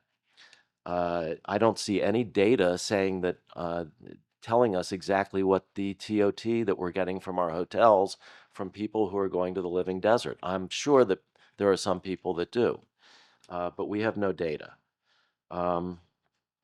So I have received, I know that people have spoken in favor of it today, but I've received over 40 letters which have been submitted at the prior meeting that we had on this last year of people who oppose this donation. I know Mr. Penna has said that he is getting information from other residents who are opposed to it, and I'm getting the same thing. People do not, I believe, want us to do this donation at this amount. So I would be in favor of some donation to the Living Desert as something that the city can do to help the Living Desert. I would rather see it go towards conservation than building a restaurant. That we built a restaurant for millions of dollars, Kestrel, recently, and it's a wonderful restaurant with a great chef, and it's been redesigned. It's a wonderful place, and I just don't see why we should support a restaurant in another entity right down the street, which would be potentially a competitor to our restaurant. We need our restaurant to succeed. So one of the main duties I believe that we have as council members is to guard the treasury. In this case, I think that's important that we guard our treasury from this donation. I probably would not be in favor of any donation or in the amount of, as Dr. Taylor has said, something that's a considerable donation, but not something of that would have such an impact on our treasury. I mean, our total budget is about $20 million a year. That's 10% of our budget that we would be giving to the Living Desert, who really don't need it. I'm against it, and I don't know if anybody would like to make a motion. Dr. Taylor or anybody else would like to make a motion at this point, or if there's any further discussion. Yeah, I would further like to discuss. Okay. Okay. Well, initially, when this extraordinary gift was proposed to the city of Indian Wells, it started at $5 million. And I sat through, I want to say, a year's worth of city council meetings watching, this get whittled down to 2 million, and then no decision could be made. And it was punted down to the new council, which here we sit today. If we need to, I think for clarity, we need to decide what this is. Is this a gift or an investment? Because I'm going to treat an investment differently than I'm going to treat a gift. If it's going to be an investment, then I would propose that we look at it on an annual basis and put it in our budget. If we're benefiting from the Living Desert as a city with our partnerships with our hotels, then it's definitely something that needs to be discussed further. But just to offer a one-time investment or gift, however we want to clarify that, that's a tough one. It's definitely tough, especially with everything we have going on right now. So if someone's going to make a motion today, well, let's hear it. But I think if we wanted to support the zoo as a city, we should probably be doing it on an annual basis. That's just where my head is right now. Let me just say, with respect to the comparison to the San Diego Zoo and the Los Angeles Zoo, those zoos are owned by the cities. I mean, that's apples and oranges. Yes, they are. According to the report, they are. They're not owned by the city. All right, well, there's a disagreement here, but according to what I read in the paperwork from the Living Desert, the San Diego Zoo and the Los Angeles Zoo are owned by those cities. Um, so that's apples and oranges. We don't own the Living Desert. It is an important component in our community. I think what I'm hearing here is that everybody's supportive of a donation in some amount, but I don't think that the community is supportive of a $2 million donation under these circumstances. That's my opinion. But if anybody would like to make a Mr. motion, Mayor, I'd like to move that we donate $250,000 as a one-time gift to the zoo. any second? I'll second that. I'd like to make a Discussion. substitute motion, please. Let's do, you want to do discussion? Okay, substitute motion? I know it's going to fail, but for the purpose of the record, I'd like to make a substitute motion that we approve the recommendation of both the Finance Committee and the Marketing Committee which is $2 million over a 2-year period. That's my substitute motion. $2 million over a 2-year period. All right, and I have an alt, First, is there a second to the substitute? is there a second to the motion? Second the motion. All right. I have another substitute motion to the substitute. Can we vote motion. on the? No, first we have the substitute motion, then we will vote on that one first. I move that we support the Living Desert with a $250,000 donation this year and a $250,000 donation next year for a total of $500,000. I think this is something that we should compromise on, and that's my motion. Is there a second? Before there's a second, would you consider amending your substitute motion to make the contribution $250,000 for this year, for the following year, and then have it considered as a budget item going forward from there? No, I would not, but does anybody second my motion? Well, would you accept his motion to 250 and 250 and make it part of your original motion? No. Oh, okay. Wow, interesting. All right. Well, look, I want to support the Living Desert. I would like to, if you would, Mr. Mayor, have a vote on the $2 million request. When that fails, and it will fail, then I want to be able to vote yes on whatever the next is with, and if it's yours, I'm going to vote yes on yours. But first, I would like to have a vote on the $2 million. I think under the Rosenberg rules, the last substitute motion gets voted on first, and then you go back to the other. So, well, then I'm going to have to vote no on yours, and I don't want to vote no on yours. Well, we can Mayor and make another Council? motion. If I might be of some help, Yes. we max out at 3 pending motions, right? Is there a second for the mayor's? If Is there a not, second for the mayor's? I'm sorry, was there a second for the I'm mayor's? asked, is there a second? Can you please repeat it again? Thank you. That we make a gift to the Living Desert, $250,000 this year and $250,000 next year. And let me add that we work with the Living Desert on amenities as a condition of that gift, that they continue to give some amenities to the residents of Indian Wells.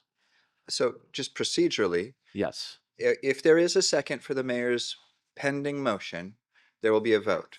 If that fails, we'll go to the first Right. substitute motion. Right. If that fails, before there's a vote on the original motion, someone else could make another substitute motion that looks a lot like the mayor's. All right. Okay.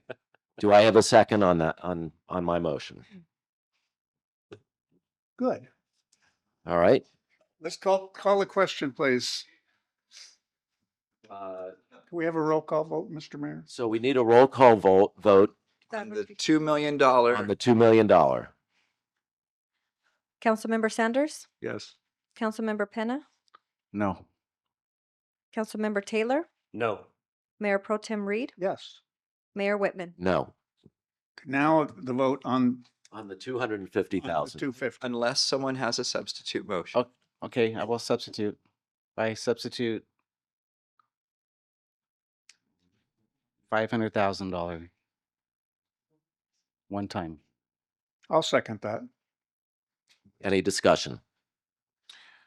Any further discussion? Would the maker of the motion and the second consider a $500,000 contribution and then having the council consider additional contributions in subsequent budget cycles? Of course, we can always, yes, the answer is yes. We can always consider additional if that's the will of the council. But so yes. I would agree. Is there appropriate to have a comment at this time? Yes. Why are we donating 2% of our annual budget to a zoo that exists in another city when we can be spending that money on items that exist in this city where we have a direct corollary benefit, both as an investment and as a charity, that impact our own citizenry in a much more substantial way?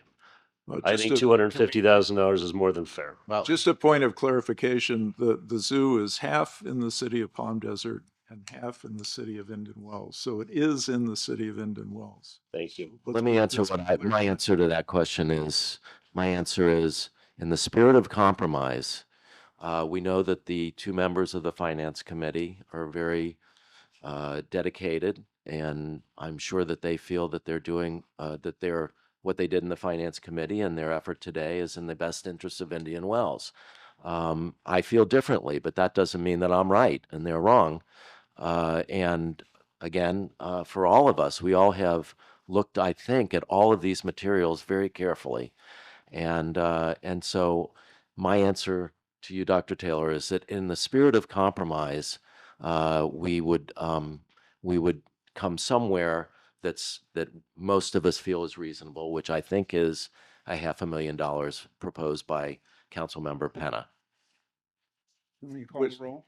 With the proviso that it be a part of the budget cycle going forward from the. No, not a part of the budget cycle, that it be allowed to be brought up again to council as an extraordinary gift. I'm not suggesting that it be in the budget.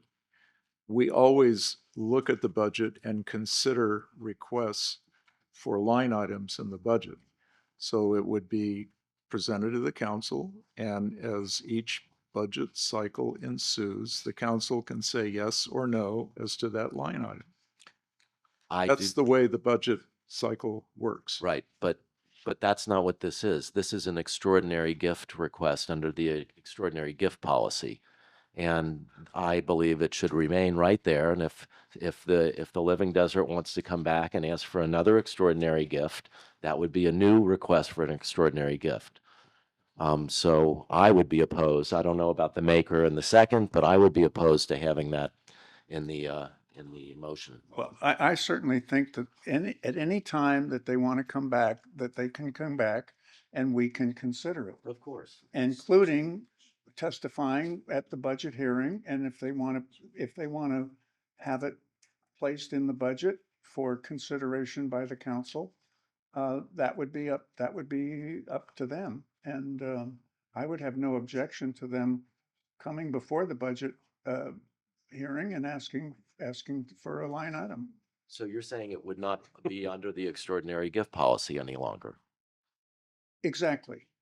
Anything Well, I'm in the not in future, favor of anything that. in the future. I'm not in favor of that. We have a policy and I think we should follow it. But then you vote no on that line item from the budget. And that's why you should vote yes on the $250,000 grant. Well, so, okay. Let's keep this simple. We could always we give them another 250,000 next year with a vote. Today, let's keep this simple. And let's agree to give $250,000 and move on. Well, the motion is for 500,000. 500,000. So let's call the vote for 500,000 without a proviso. I don't know that there's majority support for the proviso and to put it in the line item of the budget. Can I chime in, please? You're changing my motion. So should we strike it and someone remotion that? Because I don't think piggybacking something on my motion is proper. Well, then withdraw it and make a new I would, motion. I'll withdraw and somebody else can make a motion. Okay, I move $500,000 one time in this fiscal year. Yes, excuse me, the finance director Yes. would like to hear. I am sorry, Honorable Mayor, members of the council. For clarification, the contributions that you've been considering and the ones you've been presented include resident benefits. So I want to have some clarity that whether or not your new motion includes any additional resident benefits or what any instructions for staff we should do in working with our partners at the Living Desert. That's a good question. We have not been granted any residential benefits as part of this donation. Let's be clear. I agree. So it does not include that. Which brings me back to my original motion. So do we want to vote on this new motion?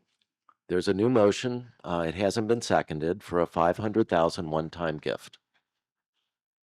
Is there any second to that? I second. Okay. Councilmember Sanders, No. Councilmember Penna, Yes. Councilmember Taylor, No. Mayor Pro Tem Reed, Yes, Mayor Whitman. Yes. thank you. Let's move on. Okay. So everybody understands it was a vote of 3-2 in favor of a 500,000 one-time gift to the Living Desert. Correct? Yes. Okay. All right, let's move on. We got one more controversial issue to talk about. Why do you call it controversial? The Living People want safe streets. Safer streets. Item I2. Review design recommendations for the completion of safer streets along Fairway and El Dorado Drive, Phase 1. Ken Samalo. Yes, sir. Yes, can you give us a report and recommendation? Good afternoon, Honorable Mayor and members of the council. I'm Ken Somali, Public Works Director. The item before you today is a review and discussion of the Planning Commission recommendations for Safer Streets Phase 1, which include improvements to Fairway Drive and El Dorado Drive. Before I get into the presentation, I'd like to read into the record a correction of the report by adding a CEQA approval of Section 1530, Section C, relating to modifications to existing facilities. In late What's the section again? I'm sorry. I'm sorry. It's Section 1530C, and it relates to modifications to existing facilities. Okay. CEQA guidelines. In late 2024, the Planning Commission proctored two community meetings to solicit feedback regarding concerns and options for improvements to both streets. The culmination of these meetings was a public hearing where the Planning Commission discussed the merits of the issues and to move their preferred improvements to the City Council for consideration. What I'd like to do here is take one street at a time. I think it'll be more simple. So we'll start with Fairway Drive. Shown on the exhibit is existing Fairway Drive at Rancho Palmeras, and this view is looking east. Fairways has a high number of speeding violations issued by the Sheriff's Department Motor Patrol. This was in, I'm sorry, not in November. This, over a 6-month period, 60 citations was issued along the stretch. 60? 60. Over how long a period of 6 time? months. Thank you. Between July and January of this year. The documented speeding has elevated safety concerns for pedestrians, bicycles, and golf carts. Go ahead and switch it. The recommended improvements from the Planning Commission include an 8-foot sidewalk on the south side of the roadway, a striped bicycle and golf cart lane on each direction, and a curb parking section on the north side. To adjust speeding, the Planning Commission recommended studying the option to install always stop sign control at 8 intersections along Fairway Drive. Staff has directed the city traffic engineering consultant to begin a stop warrant study for all uncontrolled intersections both on Fairway Drive and El Dorado Drive. The results will be publicized as soon as they are available. And for clarification, a stop warrant study is essentially an engineer's way to justify including stop sign as control for an intersection. The control treatments shown here are are for discussion purposes only. The Planning Commission actually did not include bulb outs, which are shown or identified with the laser pointer. Okay, it's not working. So at the intersection, you see how the curb line on the left side protrudes into the roadway. That's called a, yes, sir. Yes, sir. Correct. Those are not approved by the Planning Commission. They're shown for illustration purposes to show that if we have a landing for the crosswalks, without the bulb out, it'll actually protrude into the existing landscaping of the corner properties at Rancho Palmeras. Is that at every intersection or just on the one intersection? Where the we bulb outs? have, where we don't know yet because we haven't finished the stop warrant study, but it will happen. If the stop signs are warranted, then it will happen on the other properties as well. And those, that intrudes into the parking, but not any of the, any. Yes, sir. It does serve as a buffer between the parking lane, but does not interfere with the bicycle/golf cart lane. And if we do not, For the language, it defines the parking lane. yes, sir, that's a good way to put it. The city does have right of way to not include bulb outs, but it will interfere with the residents' landscaping if we do not use the bulb out. So that's just for information and discussion purposes. So these are the improvements that the staff heard from the Planning Commission regarding Fairway Drive. And so I'd like to pause my presentation here so we can discuss this and then have a clean break to discuss El Dorado. Yeah, I mean, so just to clarify, the Planning Commission did make a recommendation for Fairway, Yes, sir. and that's what we were looking at here, Except for the bulb outs. bulb outs, Yes, sir. which were added on by staff. Yes, sir, just for illustration. Okay, any discussion? I have a question, actually a comment, since I already know the answer. The city staff has been discussing with the El Dorado Country Club and Vintage Country Club the possibility of acquiring additional right-of-way on the north side, or excuse me, the south side of Fairway, so that if the council approves installation of a sidewalk along Fairway, that sidewalk could be moved further off the street and landscaping could be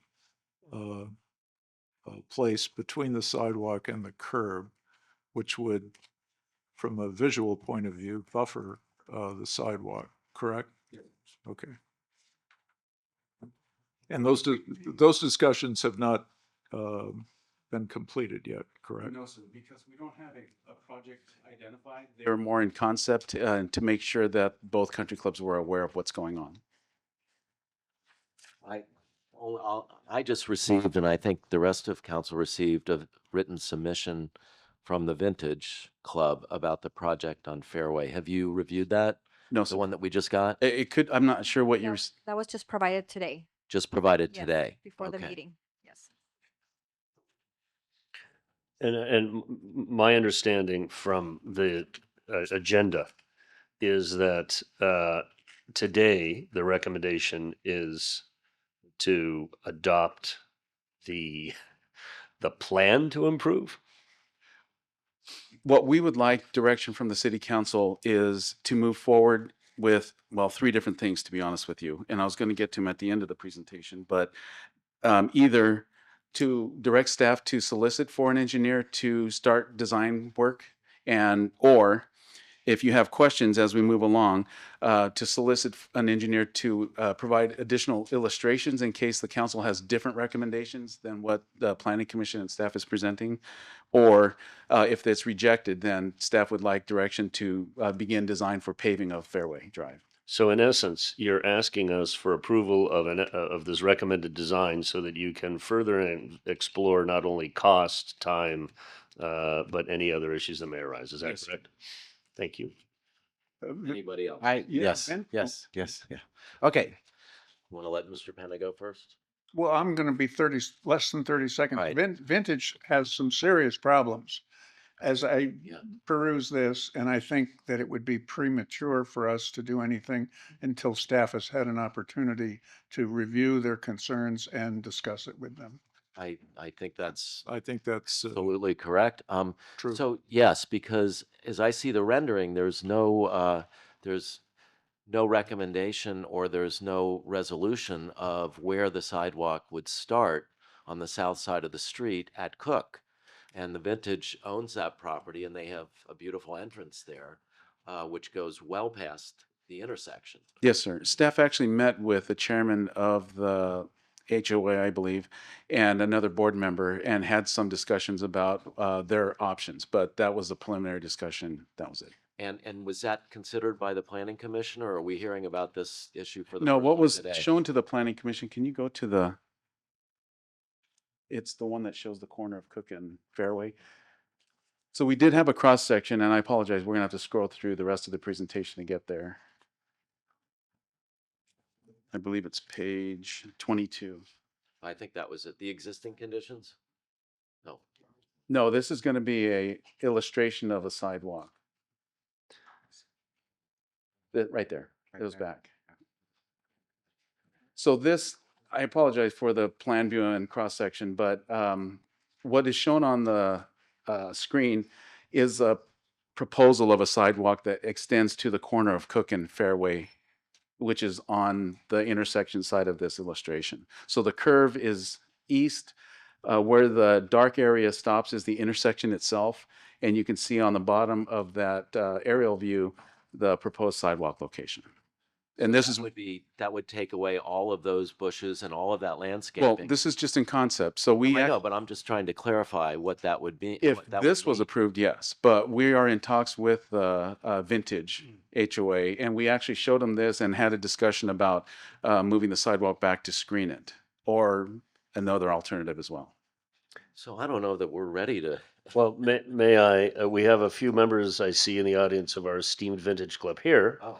And so would anyone care to opine on this concept of us recommending continued exploration of this design, knowing that it's not a final design element approved for financing at this point in time? Is the Vintage Club open in concept to this sidewalk and walkway? Mayor and council, just a brief reminder where we're at in the meeting. We just had a staff, well, Yeah, we have the staff. we're almost ready for public comments. Can you wait 1 minute, sir, until we finish with our comments from council, and then we'll ask you to come up. Well, it would be staff presentation, questions of staff. Yeah. Public comment, and then council comments. Okay. Any more questions about the fairway part of the project? And we haven't even gotten to El Dorado yet, but any other questions about that? I don't have questions, but I do have concerns. If we're going to be doing all stop intersections with stop signs on the entire mile-long stretch of fairway, how can we possibly come to any kind of conclusion on what we want to do there? Is there any way we could maybe we could make a motion, and this is just a thought, not making a motion, that would leave open some of the issues with the Vintage and with stop signs? I believe already we couldn't vote on stop signs anyway because those have to be warranted by the state. Is that correct? That's my recommendation. Staff, So- There's some obvious issues that have to be worked out with the Vintage. And we need to be, we need to take cognizance of their issues, and we need to work with them. And there are alternatives to running the sidewalk through the very beautiful landscaping that they have at the entrance to the Vintage. So we've got that. We don't have the warrant studies completed yet on stop signs, so we don't know whether or not we can even put in additional stop signs. There's been a lot of discussion over the many weeks about speed bumps on Fairway. We need to hear from the fire department about what the fire department thinks about speed bumps, whether the speed bumps that are on, I think, Portola in Palm Desert are working, that allow fire trucks to, El Paseo. or is it El Paseo. El Paseo? Well, there are speed bumps on El Paseo, but there's speed bumps elsewhere in Palm Desert where the fire trucks are able to navigate the speed bumps without slowing down. What roadway? And so there are many, many issues. I think that if we can get some clarity on, we'd be in much better shape to. So are you make thinking decisions. we should move this to next month's meeting? Yes. Yes, okay. But can we hear from the public first? Yeah, right, of course, of course. Any other questions? Any other questions of Mr. Samalo? Okay, if not, let's go to public comments. Do we have? Well, we're gonna go on. That's next. We're gonna do El Dorado next. Sorry. Public comments? Yes, before we begin, we did receive written comments from Carol Kent, Martin Lax, and Carlene Neal. So I just want to make sure that you guys were all aware. Those comments are posted on the city's website, available for the public inspection. We do have 14 comments at this time. As you see on your agenda, you are, Mayor, you have the option to provide a 2-minute limit for all the members if you wish. That's an option, or we can keep it at 3 minutes. Well, given that it looks like we're going to defer it to next week possibly, we'd like to hear from the public, but let's limit it to 2 minutes. 2 minutes, okay, thank you. So we'll call up, Because we're going to have another hearing, it potentially next month on this. okay. We'll start off with Michael Wooten, followed by Thomas Saltarelli.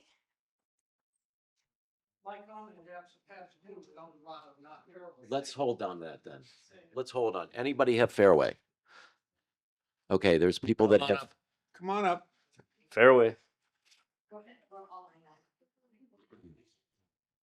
Yes, Miss Maxwell. Welcome. Good afternoon. Thank you, Mr. Mayor and Council. Marcy Maxwell, 2002 and on, resident of Indian Wells here.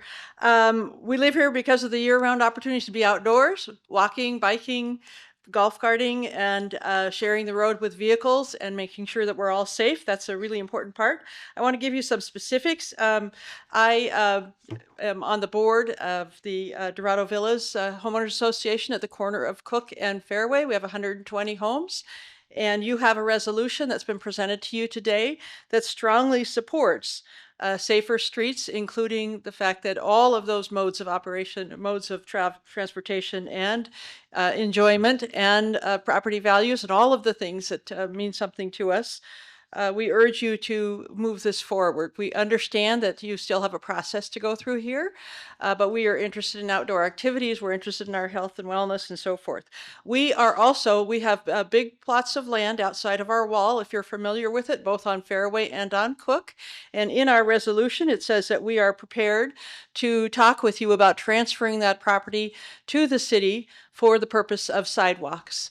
We know that we're going to have to take the grass out right now that people used to walk on because there is a law that was implemented in 2023 that says by January 1st of 29, we cannot water with potable water any longer.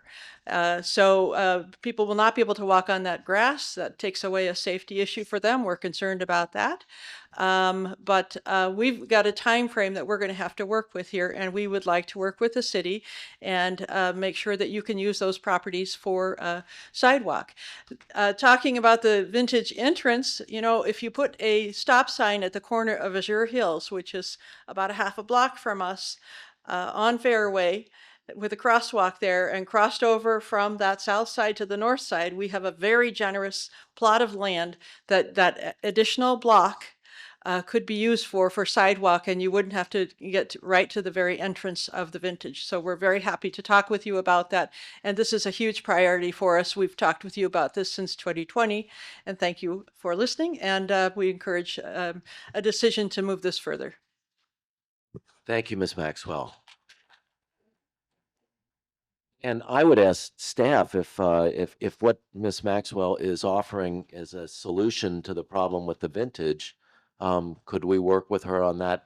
We certainly What could. I'm hearing is she's saying that you could have a sidewalk on the north side on the property at Dorado Villas and then cross to the beginning of a sidewalk on the south, and you wouldn't have to touch any of the Vintage beautiful landscape. Yes, sir. We could certainly work with that, and I appreciate the offer. One clarification, though, staff did actually look at crossing at Azure Hills, and we believe it severely impacts the landscaping on the resident. There's a single-family resident there, and this sidewalk in front of their property would impact their property. So I would ask the council to allow staff to look at a less impactful crossing and go from there. Oh, I think what May I comment on it, we please? would like you to look at everything, but work with Ms. Maxwell on her suggestion too. That specific resident did write an email, and it's not in the packet today. I received it, so I know it's in, everybody received it, and he is in favor of putting a sidewalk and a crosswalk into his corner of his home. That's great news. So it's on record. You should have it, Great. city clerk. Okay, yeah, that's great news. So yes, sir, we can do that. Okay, thank you. Next comment. Thank you, Councilman. Yes, Pam Wallace, and I am also with Dorado Villas Board of Directors with Marcy Maxwell. And unanimously, our board voted for this resolution to give you the property along Cook and Fairway for the purpose of the sidewalks, safe sidewalks. And I'm glad to hear that the gentleman, gave up his little right of way for his, because I think that's a perfect solution to bring the sidewalk down to back to the north side and stay away from the Vintage. They do have a beautiful entrance on there, and you don't want to go in and disrupt that. And you can take our corner off of there for, we have flowers and things like that in there right now, but that's not a big deal. But the other thing with this is, if he didn't give up that property, at our entrance coming out of Dorado Villas, it's a hazard there. When you want to turn left, you have to pull all the way up because it's a blind spot. And you should come in there and check out and try to get out of there. Because they come screaming around off of Cook and Fairway. They come screaming around there. By the time you've looked left and right and done your due diligence and go back, another car comes screaming by. And so, if they didn't give up that property, if you wanted to put the crosswalk right at our entrance and then come back over, from the south side, that's also an option. But we do need to do something at that entrance to slow traffic down coming from the right, as we exit coming from the right, because they zoom as fast as they can to get to the next stop sign. And it's a hazard. I don't walk out on Fairway at all. I cut down the north side by our property on the north side. We cut down and I jump into Rancho Las Palmas as soon as I can, and I get off Fairway because it's just a hazard. So, and I know many people walk on our property going down to the Cook Street, down to the community and stuff. And we love to have them walk there. And so we are all for you guys using this property for sidewalks and not disrupting the Vintage, area. So thank you very much. Thank you. Anybody else?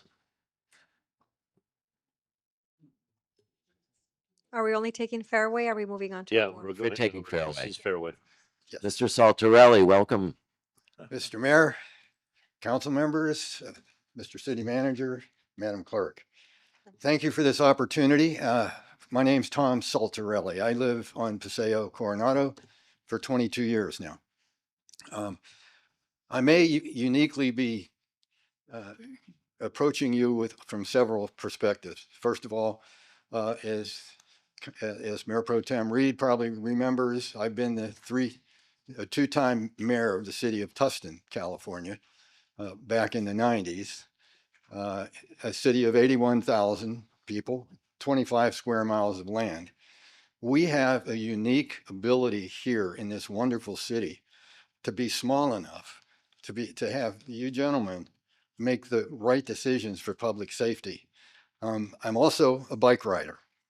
I ride my bike to keep my heart in good shape.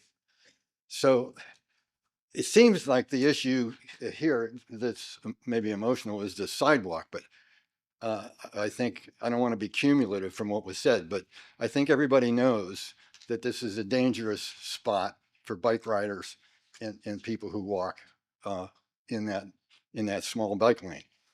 I appreciate Mr. Mayor, because 2 years ago when he first got on council, you and I went out there and I explained my reservations as a lawyer. I'm also a practicing lawyer for 44 years. I've done personal injury cases, not a wrongful death case, but even though you may have reports saying that there hasn't been any deaths on that road. There isn't any deaths on the road until there is one. I ride the bike there, and it's a gauntlet. And when I pass Vintage and I get to the narrow part of this, I ride as fast as my 77-year-old body will move that bike down to get to the entrance of El Dorado for fear of one of these cars having a slight absence of concentration and hit a bike rider or walker that's coming there. The bike lane is the usable bike lane going down the south side of the road is this wide. That's it. I've been there and cars will go down and it's a few inches from my elbow. That's how dangerous this is. There's a lip where the asphalt hits the concrete by the curb that's like this and deteriorated. All those small tires need to do is hit that and they'll be down. And I know that the 2 minutes is I was prepared for 3. Sorry. But anyway, why I'm here Let's is, wrap it up. That's yeah, okay. Why I'm here is I support the Planning Commission's recommendation, and obviously with the debate and the things that you need to do as council members, this is going to take a long time before this goes on. My request for the safety of all the people there is to, in the meantime, restripe that road so you can move that bike lane out, maybe reduce the bike lane on the other side a little bit, get rid of the pavement markers because the pavement markers also keep a lot of people from wanting to go over the pavement markers to go around a bicycle because they don't want to hurt their tires. The pavement markers was a really bad idea in my, so please consider, in the meantime, this may take 2 or 3 years, restripe the road and fix the asphalt next to the concrete. I think you need to do that. Thank you. Thank you, Mr. Saltarelli. So I have a question for staff on that. How wide is, that brings up an issue. How wide is that bike lane right now? It's 6 feet. 6 feet. Yeah, but as the speaker just mentioned, the gutter pen, the concrete portion is 2 feet wide, so it should only be 4 feet. So it's really 4 feet. On the asphalt, yes, sir. Okay. And the proposal that is before us from the Planning Commission is for an 8-foot bike lane. Yes, sir. Okay. So keeping in mind 2 feet of that 8 feet is going to be on the concrete. But it would be 6 feet. Okay. It's hopefully it's not going to take years to get. Can you get us something by next month on Vintage? It's and interesting you asked that. If the council is in favor of this Azure Hills crossing, as was mentioned earlier, staff would like permission allocation supplemental appropriation of $450,000 to start design and begin work. In other words, you're saying to take the land on the north side, build a sidewalk there, and cross at Azure Hills or at the entrance to. Can you go back to? So going back to the original illustration. Mr. Mayor, members of City Council, let me interject here for a moment. Yes, thank you. I think we've had actually a collaboration with Vintage Club and El Dorado Country Club, and we do not want to move forward the project at this time along Fairway. I think it's more beneficial if council hears public input on the project, both on Fairway and El Dorado, provide design amenities that you think would be acceptable to continue on, ask staff to take those items back, come back with new designs for you, probably not at your February meeting, more likely your March meeting. So that way you give staff time to talk about El Dorado Vintage to see if those are acceptable to them.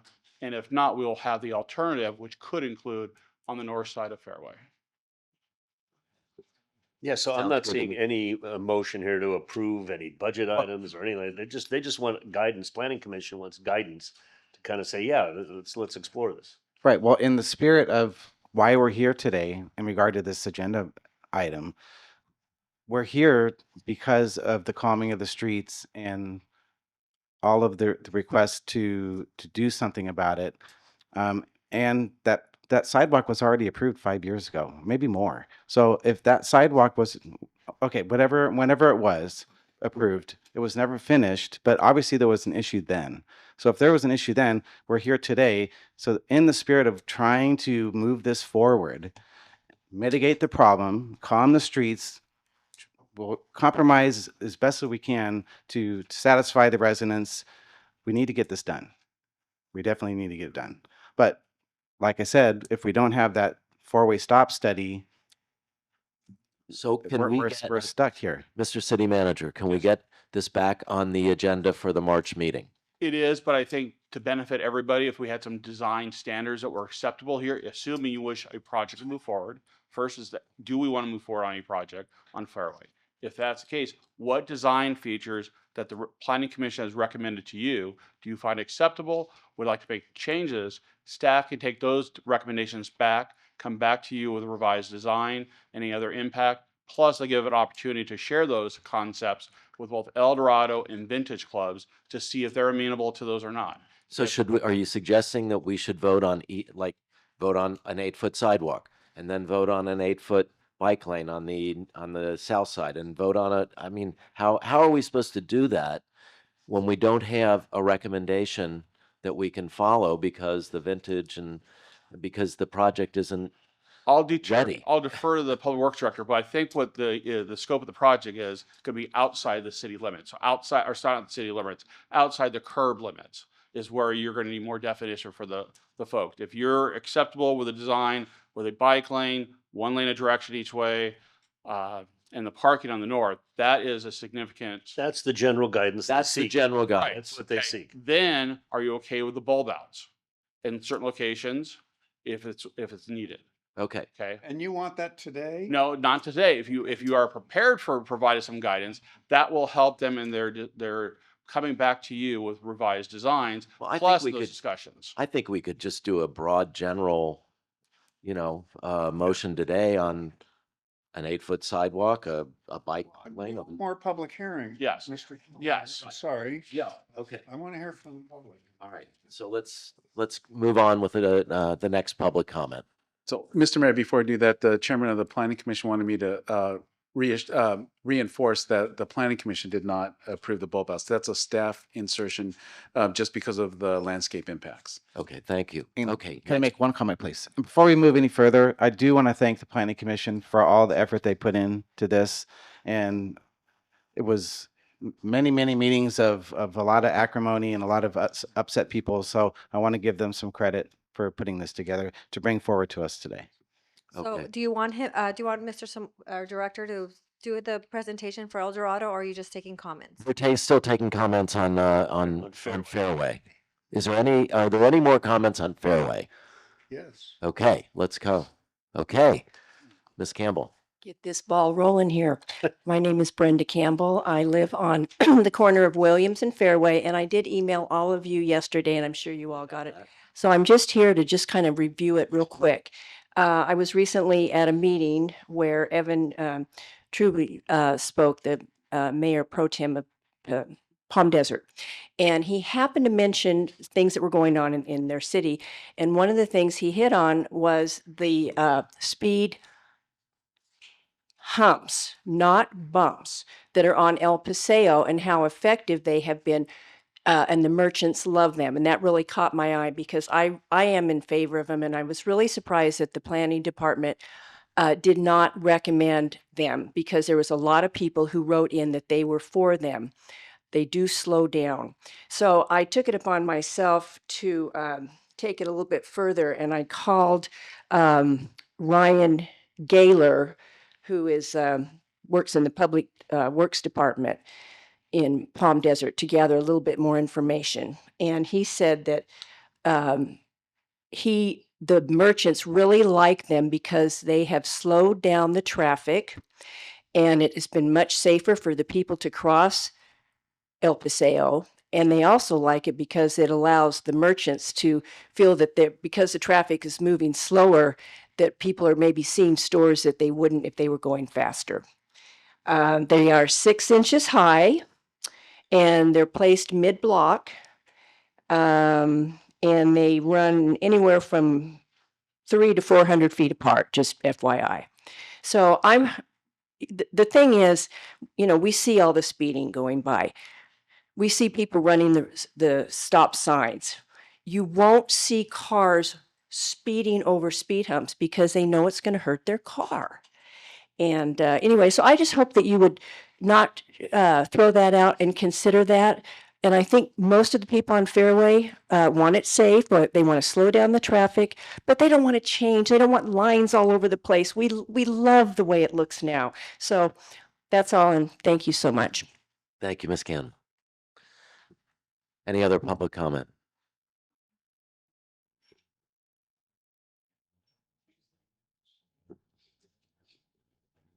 Good afternoon, Mr. Lee. We are in the afternoon now. Mr. Mayor, council members, and residents, my name is James Lee. I'm happy to be here today. I live on Painted Desert, and I drive on Fairway, Cook, Rancho Palmeras, El Dorado on a daily basis. I want to first of all thank the council and the staff and the planning commission for having such a robust discussion around safer streets. And I think there is broad consensus on how to calm traffic and allow all of us to use those roads in a safe way. I would just encourage the council, I know we're taking this street by street, but I would encourage us to look at this in a holistic way and a multimodal way. So to look at the streets individually is fine, but we need to think about the overall navigation and traffic patterns, both for cars, golf carts, bicycles, and pedestrians throughout the city.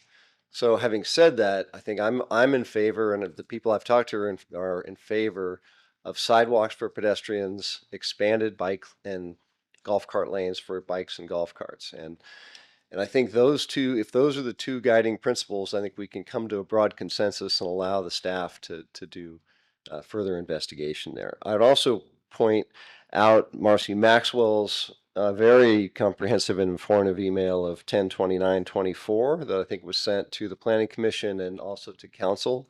And I think Marcy would be happy to provide that again because that does lay out the safety concerns. I think we are shifting from an automobile-centric society to a society that does value the ability to walk and to bike, to take advantage of the shopping merchants and others. And I think it also increases the property values in this neighborhood to have that multimodal access.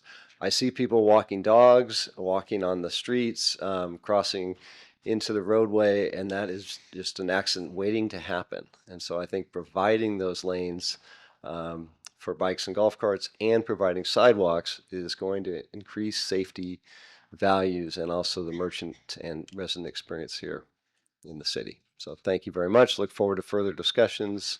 And thanks again for having us all out here. Thank you, Mr. Lee. Any other comments on Fairway?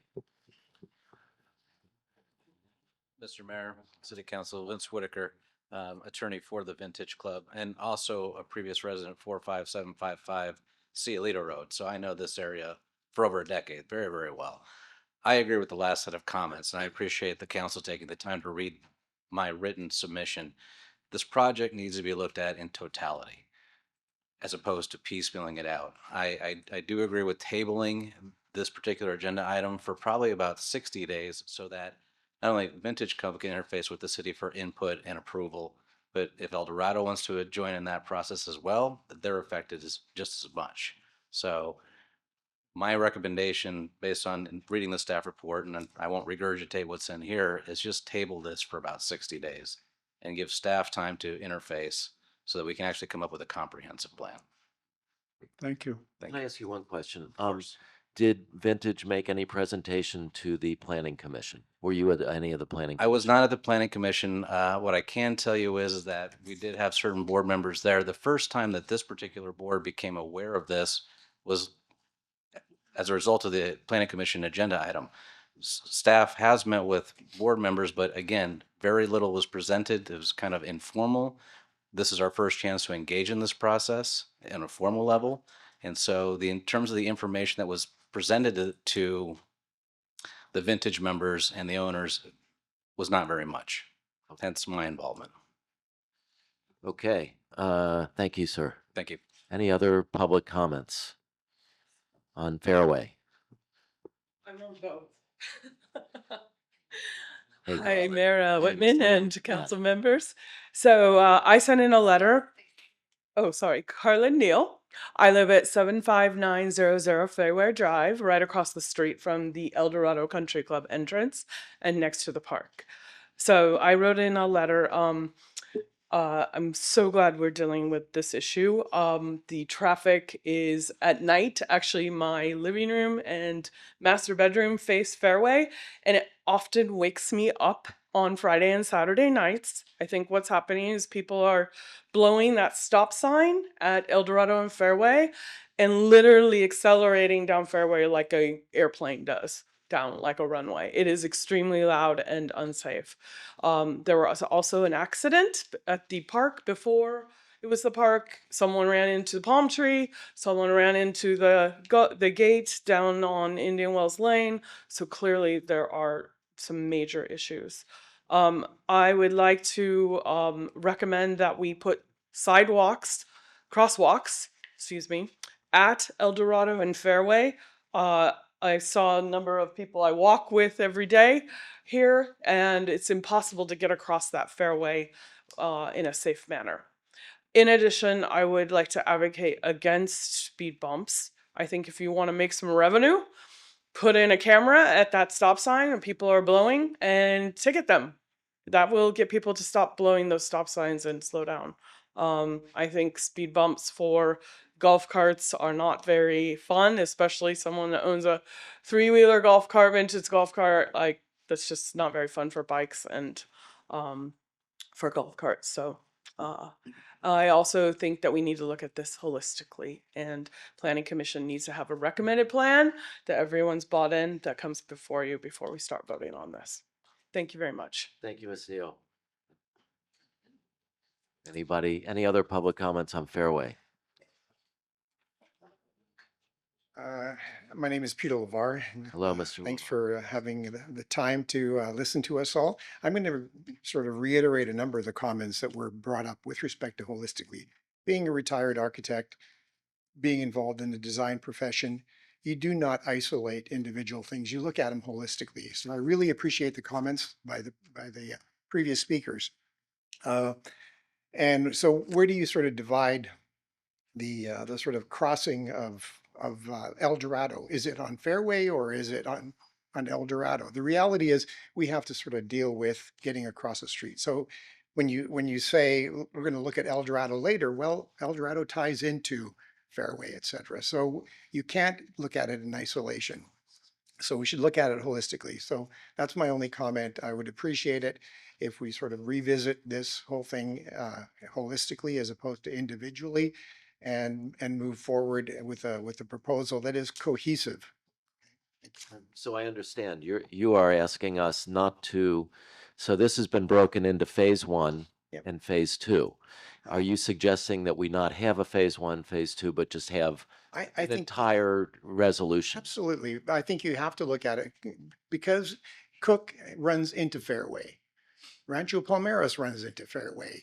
El Dorado runs into Fairway. Fairway runs into all of those. I mean, you don't just go, oh, that works, and then ignore it. And then all of a sudden you come to the intersection and say, oh, well, how are we going to deal with that? No, you got to look at the whole thing.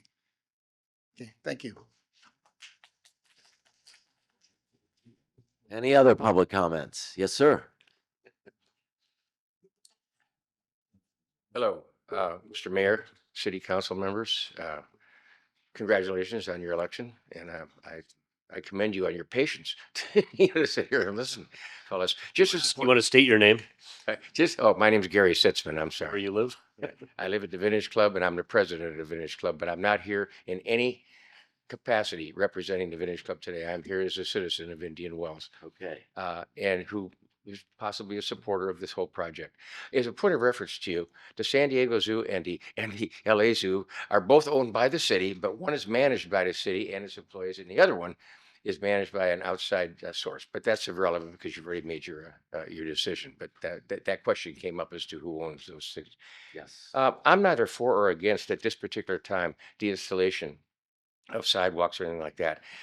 We had a meeting at the Vintage Club the other day. I sat in on it. The club is not over our master association in the grounds, but I just sat in just to listen to it. And a very nice young lady made a presentation on behalf of the city. And the three reasons that were given, because I wrote them down, for doing this project, I mean, the reason is to calm the streets. I got that. But the support of it was A, that there's some money available by some pool from some, I don't know, federal, state, or whatever it is deal. And so it's available. The second reason was, is she said that sidewalks would slow traffic down. And I found that interesting, but I said, okay. And she also made mention that a particular police officer, maybe they can comment if any of them are still here, but one of them made a statement that he sat there in on Fairway Drive for a while and said he could have issued 75 speeding violations in one day. Or 1 hour, or maybe it wasn't. So, that's evidence. But what I want to say to you is that just because money is available, however supportable this is to calm the traffic down, it's got to be for the right reasons. And it's got to be that it's supportable reasons, just like if we run our club, just as you run this city. And a couple of things. So I stayed up and went online and read a whole bunch of articles on calming streets. And there's a lot of data out there as to, do sidewalks slow down traffic? There isn't a lot of supportable evidence to that, but what I did find is that if those sidewalks were part of the streets and narrowing down the streets, which I'm not recommending you do, but if it narrowed down the streets and narrowed down the lanes, yes, that can contribute towards slowing down traffic. So that's one thing. I read all about chicanes, roundabouts, traffic circles, speed bumps, and what do we have in El Paseo. And I'll leave that all to you as to what to do about that. But I've been 38 years here in the desert, part-time. We live here now 7 months a year, and the rest of it in other places. And I love Indian Wells. I've been proud to be a citizen of Indian Wells for all this time. I think it's a well-run city. And if this is the right thing to do, I cannot commit to anything on behalf of the Vintage Club here, but we're pretty good citizens, and I think we're important citizens here, and I think that we'll be very cooperative with you. But it's got to be with founded, well thought out reasons to do it. Do sidewalks slow down traffic? You need more data on that. Okay. That's it. Why is We that wrap even that an up. issue? Okay, thank you, sir. Thank you. Appreciate it. Huh? Gary Sitzman. Thank you, Mr. Sitzman. Any other comments on Fairway? Nothing, no more. Okay. Here's what I'm thinking. I don't know what the rest of council is thinking. I'm thinking that at this point, we ought to defer the rest of the discussion on Fairway and El Dorado to March after we do some more work. I don't think we're ready to make, I mean, as we can't sit here from the dais and design a street. I mean, we just can't do that. And I second the motion. thank you. If there are, my only thought is we have a number of our Yes, citizens who've come here today to talk about El Dorado. Sure. And I would recommend that we hear them out as part of our contemplation on what steps are next.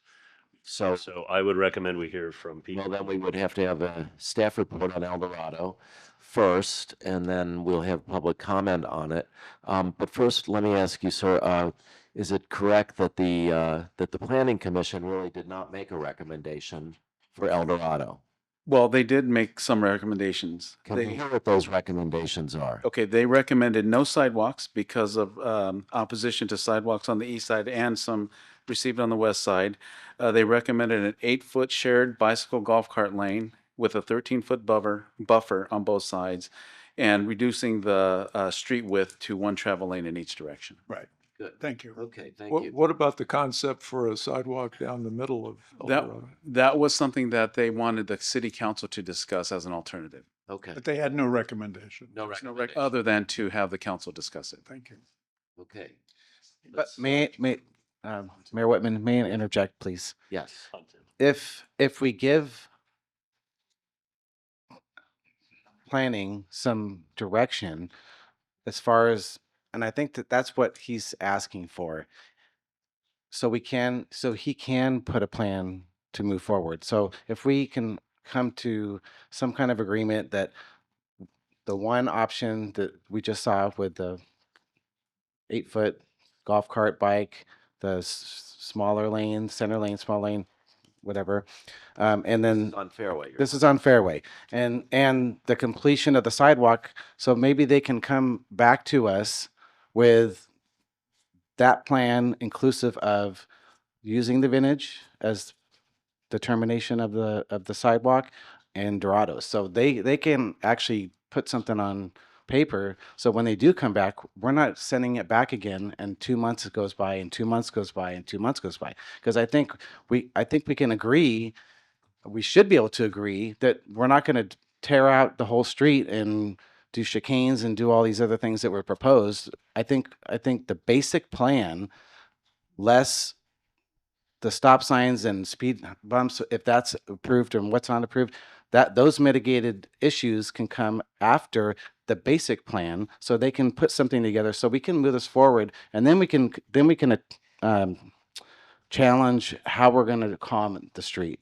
Because we do need to set some kind of something on the record showing that we are going to do the sidewalk to give them some direction. Yeah. We were admonished not to do it piecemeal, and I respect your suggestion. I would be opposed to anything that does it on a piecemeal basis. Well, why don't we do it this way? It could be a substitute motion, all right? We have a motion to defer everything to March, Except for public hearing, except for public which we hearing. probably should And just do right now and let them. Let's hear from the let's- public, Then please. before we make a substitute motion on Fairway, let's get to the public comment on El Dorado, and then afterwards. That's fine, but I just want it to be understood that they don't know what direction to go in on Yes, this. but we'll get there. But Okay. first, let's do El Dorado. Public hearing. Public hearing on El Dorado. We've already got the staff report. Let's do a public hearing on El Dorado. Any public comments? Do you want me to just call out the Yes. 5 speaker cards I have left? We have Michael Wooten. Can we put up at least the picture of El Dorado as long as we're visually looking at something? Thank you.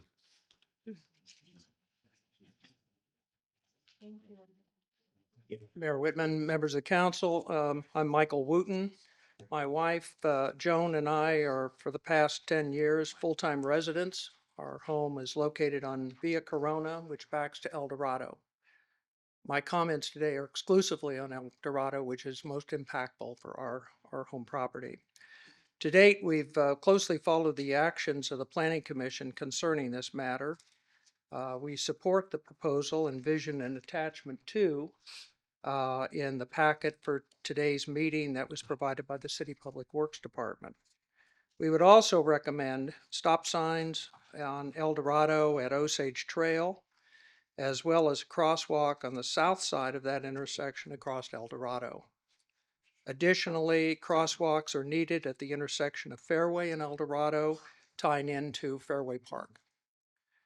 We also recommend that you test having at least 2 6-inch speed humps, not bumps, between Fairway and Osage Trail, similar to those installed on El Paseo and Palm Desert. These should extend across the vehicle lanes and the 13-foot stripe buffer so that people don't try to circumvent it by driving on the white buffer zone. The alternative proposal suggested by the Planning Commission, widening the median, installing a meandering sidewalk, requiring relocation of some of the large palm trees that were installed less than 2 years ago, to us makes absolutely no sense. This would be extremely expensive and very disruptive. And regarding the expense, the council's expressed concerns about having sufficient funds properly expended for capital improvement projects that are needed by the city. This clearly is not one of those. And by eliminating that median expansion and the meandering sidewalk there, or any sidewalks, the city would be saving itself over $2 million in taxpayer funds. There is no need for sidewalks on El Dorado. given how little, if any, pedestrian traffic uses El Dorado. Okay, Mr. Wooten, can you wrap up? This would be a huge waste of taxpayer money. We urge the council to adopt the more simplified design depicted in the attached number 2, along with the additional additions that I stated earlier. Thank you. Thank you, sir. Thank you. Okay, we have Tom Blaine. Is it Tom or Tim? Tom Blaine. And then who is next, Madam Clerk? And then we have Martin Lax followed.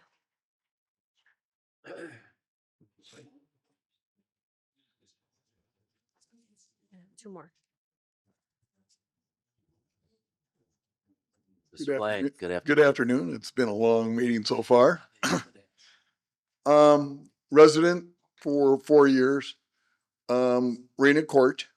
I bike every day or walk on El Dorado and Fairway, and I do 10 miles a day. And I'll ride my bike all the way down to El Paseo and back, where there's no crosswalks, no bike lanes and stuff like that. And maybe I just be aware of how I ride my bike. But going down, I've never felt endangered of riding or walking down Fairway. El Dorado is the street is wide enough to do what you guys are talking about doing is striping. I'm for that plan. Also putting a crosswalk in and putting a stop sign at Osage. But putting in speed bumps, I came from an area that they put that in and it caused more problems.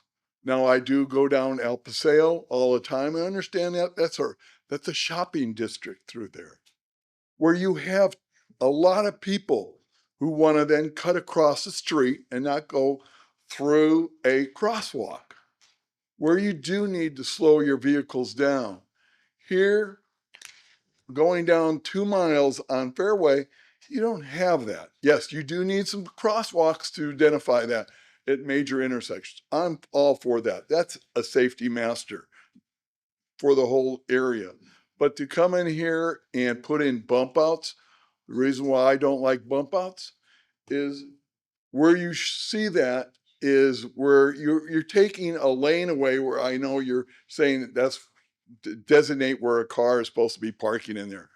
But most of the time when you go down Fairway, there's not a lot of vehicles that are parked in there except for probably more of someone who's doing construction, remodeling or something like that. And that area, that 6 foot or 8 foot area is being used for, I ride my bike through there, you walk through there, you use that more than the bike lane. I say the bike lane is the fast lane for the big bikes that really want to ride through pretty fast. So that's all I hopefully see, that you don't spend way too much money that the city doesn't need to spend for a problem that I don't see as a major problem. Sorry. Thank you, sir. We have Martin Lax followed by Luann Arias. Good afternoon. If I can stay awake, I'm impressed. Okay, very quickly, there's been no survey of the roadway to really appreciate what we're talking about. And I think that's part of the flaw of not having information. 1 lane will cause, down El Dorado, will cause more cars up the road instead of having them spread 2 lanes going down to 111. I gave you information regarding the accounting, the numbers, they're off and they're significant. And the level of service is now an E, not acceptable, the level E service. So please understand that the bulk of the vehicles are going to be lined up El Dorado now instead of being spread out in 2 lanes. Because the comments, humps make noise. The Planning Commission heard a lot about that. We don't want to hear that in our backyards.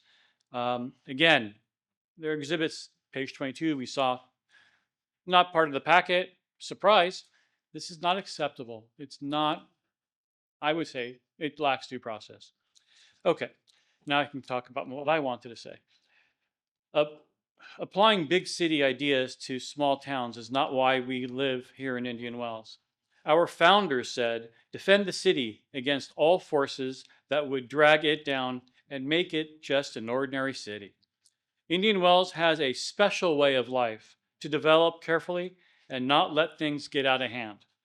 Preserve the unusual features. Sidewalks? No. The former chairman of the Planning Commission had the gall to criticize the city founders for not planning sidewalks. Well, that's not why we live here in Indian Wells, is it? It's the country. It's not big city. We're the desert. We folks, we walk in our streets. We say hi to each other. That's the way we live here. Most of the whole valley is without sidewalks. Now we're putting sidewalks. It's not what this city was designed to do. And I'm really speaking more about El Dorado. Okay, Mr. Lex, I know you've got a lot to say, but can you wrap it up? And Absolutely. thank you. And this was actually towards the end of my comments here. Let me just finish the last thing I had to say. This is a upscale, private, safe neighborhood, and we want to bring more people into our private neighborhoods. And building sidewalks is going to attract more people coming into our neighborhoods. Thank you. Thank you, Mr. Lax. I know you've done a lot of work, and we really appreciate everything that you do. Thank you. You're welcome. You all received my packet of statistics and that analysis, and I hope you take it seriously. Yes, thank you. Very much. We have Luann and then followed by Eric Tate. We have who? I'm sorry. Luann Arias, followed by Eric Tate. Miss Arias. Okay. Okay, let's move on. Huh? Eric Tate. Eric Tate. Hello, Mr. Tate. Hey, I'll be quick. Running up. Hey, thank you. Eric Tate. I live in Villa Corona. El Dorado is my backyard. I've lived here full time 4 years. Used to bike. Fell once. Not going to do that for a while. But I just want to support this plan because I started with the simple construct looking at Ken's plan. When you work within the current curbs, you begin to imagine what's possible and what's optimal. I studied econ as a young man. This plan, it shows cost benefit. Probably the best, intuitively speaking. All you're doing is restriping, but you're creating more space between the high moving cars and the slower moving other users. Follow that simple idea and you make it safer. Follow a principle of performance improvement. If you're 1% better every day, it all adds up. This is an improvement. So it doesn't have to be perfect to be safer. So applaud the progress and everybody's contributions. Thank you. Thank you, Mr. Tate. That's all. Okay. Is that everyone? Everyone spoke? All right. Now, we have a motion seconded to move this matter to the March meeting. Is there an alternative or substitute motion? Well, just so I understand. So really, all we're being asked to do from my study of this particular agenda item is to kind of provide a little guidance to our planning department, who has kind of said, hey, we need some help here. Do we want to have sidewalks? Do we want to have a middle of the street walkway on El Dorado, on Fairway? Do we want to have sidewalks, et cetera? And one or a number of people speaking today and a number of emails I think we've all received suggest that it's not necessarily the job of a city council to always spend money and do things dramatically. Rather, sometimes simple is better, and the idea of restriping bike lanes and creating crosswalks may be an efficient way to address some of the needs which tend to be around speeding on Fairway and providing safety to bicyclists, etc.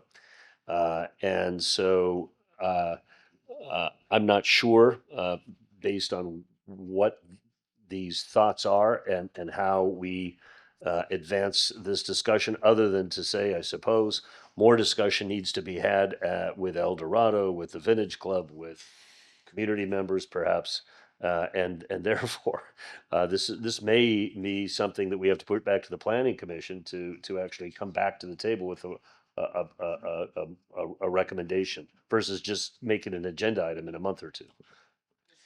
Yeah, I mean, For example, one example I'm thinking of is we don't know how much it would cost to put a meandering sidewalk down the middle of El Dorado, but I imagine that it would be a lot more Millions of dollars we were told. expensive than just to restripe and I, this is something that's been studied quite a bit. We've had a lot of community meetings on this already. We've had at least, I think, 2 planning commission meetings, and is that right? We had 2 special meetings and 1 public hearing. At the So planning 3 commission. total meetings with the planning commission involved. And were there other meetings with consultants that was not before the planning Well, commission? certainly. Well, I mean, we have to prepare and then analyze what we heard. So there was And yet, definitely. after all of that, we're really not ready to make a decision. I don't think. I don't see how we could make a decision on this. I mean, we can't design streets and we don't know the cost of all this. And So if I could request from the mayor and the council specific directions on your expectations of what staff will bring back, if we need to go to the planning commission with it, what you want, I just want clear direction on what the council would like us to do. well, okay. Now we have a motion to defer all of this to March without direction, I think. Just Well, as it relates to Fairway, the direction is to recognize the correspondence from Vintage and see what we can do to resolve their concerns. At least, I mean, that's number one. Unfortunately, we just got it today. right. But those things happen, we deal with it. So, I mean, you haven't even read it yet, so you need to read it and digest it and then address it. And in the spirit of the holistic approach, we would also like time to talk with El Dorado. We haven't gotten as far with that country club, so we should go with both. Of course, yes, the answer is yes. In my opinion, the answer is yes. Yeah, I mean, I think what we're saying is we're not ready to, well, But we're not all saying that we're not ready to, but there are things that are not yet resolved. Right. And we need to have those resolved before we would make any decision on any project. And I understand that you might have, Brian, you might have an alternate motion. Or you were, before we broke and had public comment. you had an alternate motion. I think we need to give planning some direction. So if you would make a because motion. we have these different options up here, and I think we could probably 86 a few of them because they're just not gonna. I don't think they're gonna get the votes, but I think we have to start moving in some direction to give them something to work with, because they're going to come back with all these new options, and then you're going to have all the residents going, oh my gosh, we have. Frame something that would be that direction as an alternate motion. Could you frame Can I something frame that? succinctly that we could actually vote on? Well, okay, let me try to put this together. My motion would be to vote on an option to move forward on El Dorado and Fairway Drive, but it wouldn't be the final design because we are lacking approval on which side, where the sidewalk's going to go on Fairway, number one, whether it's going to go through the Vintage or on Dorado's. The stop signs we still need that information back to us. So what are you the suggesting basic that we approve? I think we need to approve a basic plan, whether it's this one here on El Dorado and then the basic plan on Fairway Drive, and then wherever the sidewalk's going to go, that's where it's going. Then we can vote on whether the sidewalk goes in front of the Vintage or on Dorado's and the crosswalks. But the basic design of the street, I think we need to give that to planning, so they have at least a foundation to build on, so they can come back to us. Otherwise, we're going to be kicking this back to them, Mr. City Attorney. for eternity. And Mr. City Attorney, could you, I'm sorry. Yes. Look, this should be simple. It should be simple. And so let's try and make it simple.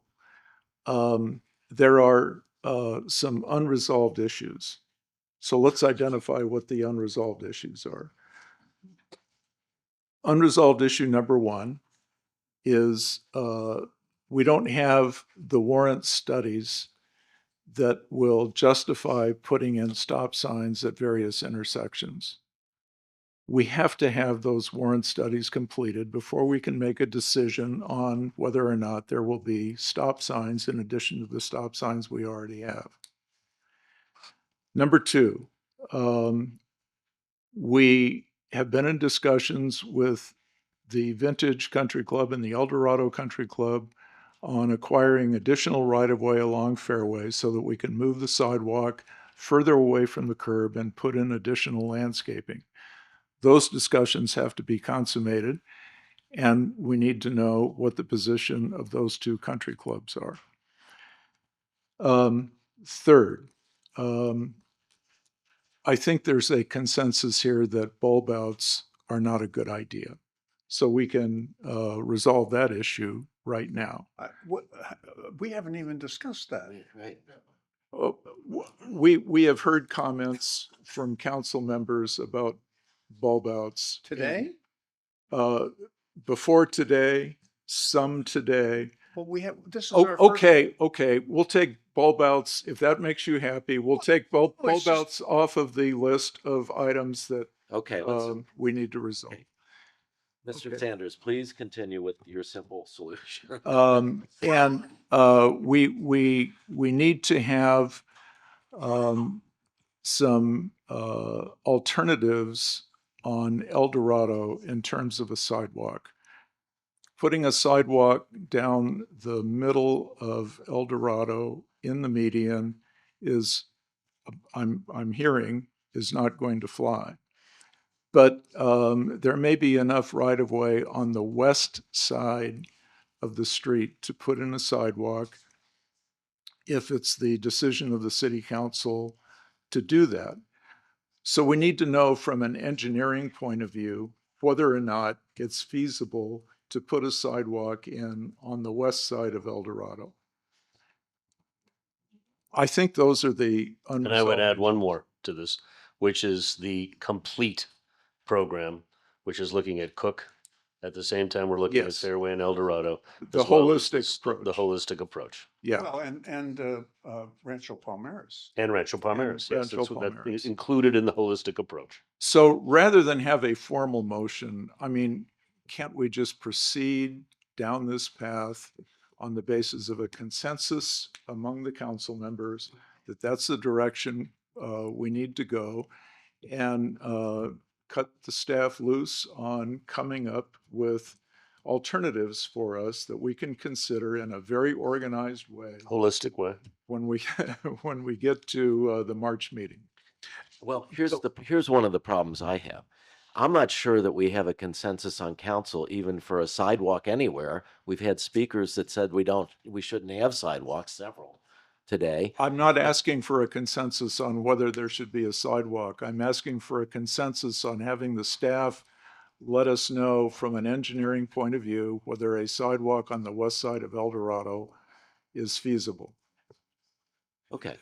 Mr. Mayor and members of the council, if it pleases you, I understand the direction we want to go. I would request that we remove the March deadline. We're just started our phase 2 with Rancho Palmeras and Cook Street. So if it pleases you, we would like to finish that process and come back to you again with that holistic approach once it's done. And I don't believe March is enough time for us. I concur. Okay, so in other words, what you're suggesting, Mr. Somalo, is that instead of doing a phase 1 and phase 2, we just have one big project Yes, sir. with all of these streets involved, and we decide then, at that time, whenever it may be, what we're going to do. So what I would like to bring back to you at a future date is the information we heard from El Dorado and Fairway, finish the phase 2 discussions about Cook and Rancho Palmeras, and then come back to you with a complete plan for connectivity, recommendations for sidewalks or not.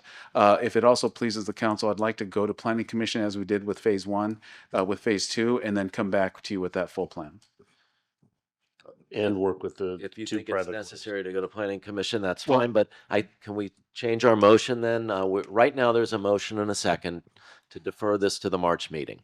So Or Well, Mr. I Reed, mean- are you willing to? Oh, of course. I mean, this sounds like exactly what we should be doing, and that is doing it holistically and giving you the time to get back to us with hard information. I second that motion.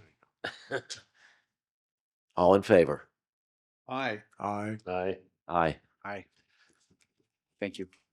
All right. Do we Wanna want to take a take a break or do? Let's take a 5-minute break. Is there any, well, we've already decided. Several more issues. Okay, fine. Several more issues. You want to recount? I knew it was going to be like this. Ask for, Everybody who wants to be in the room. Is it bad? My microphone is bad? Well, only when you raise your voice. Oh, okay. I'll try to keep it down. All right. okay, what's the next one? We're back in the meeting. The next item is, and let me get to my Fire Act. 1.4 1 point. on page Oh, yeah. 7. Oh, Brian, thank you. 1.4, approval to call a fire access maintenance district FAMD Move special approval. election. Second the motion. All in favor? Aye. Aye. Aye. Okay, next item. Wait, was there any public comment? 1.3 That's been postponed. has been pulled. That's been pulled.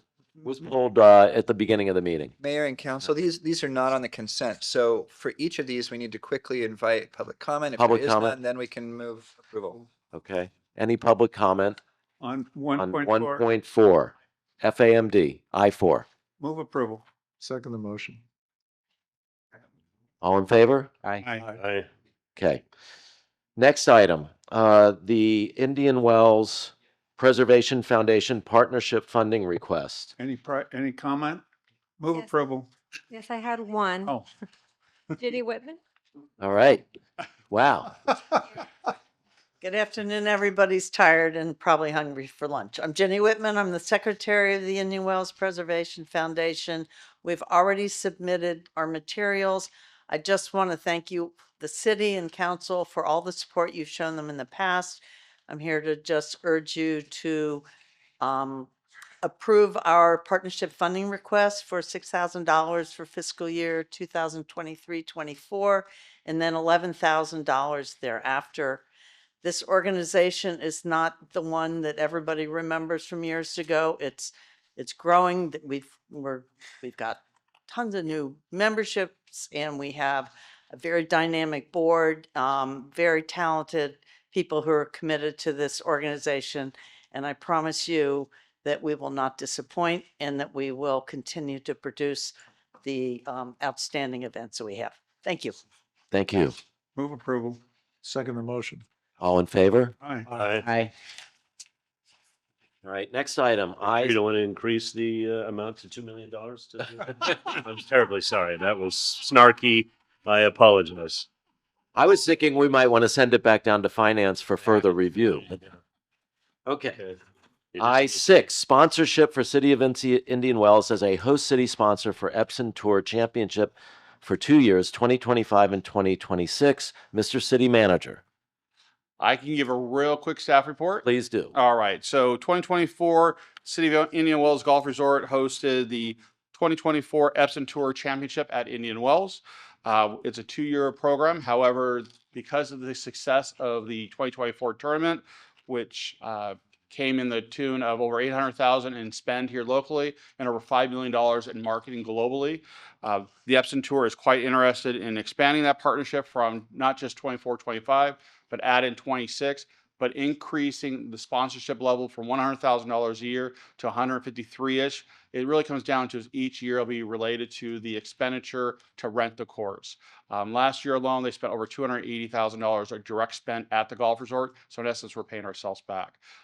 Much more details are in the staff report.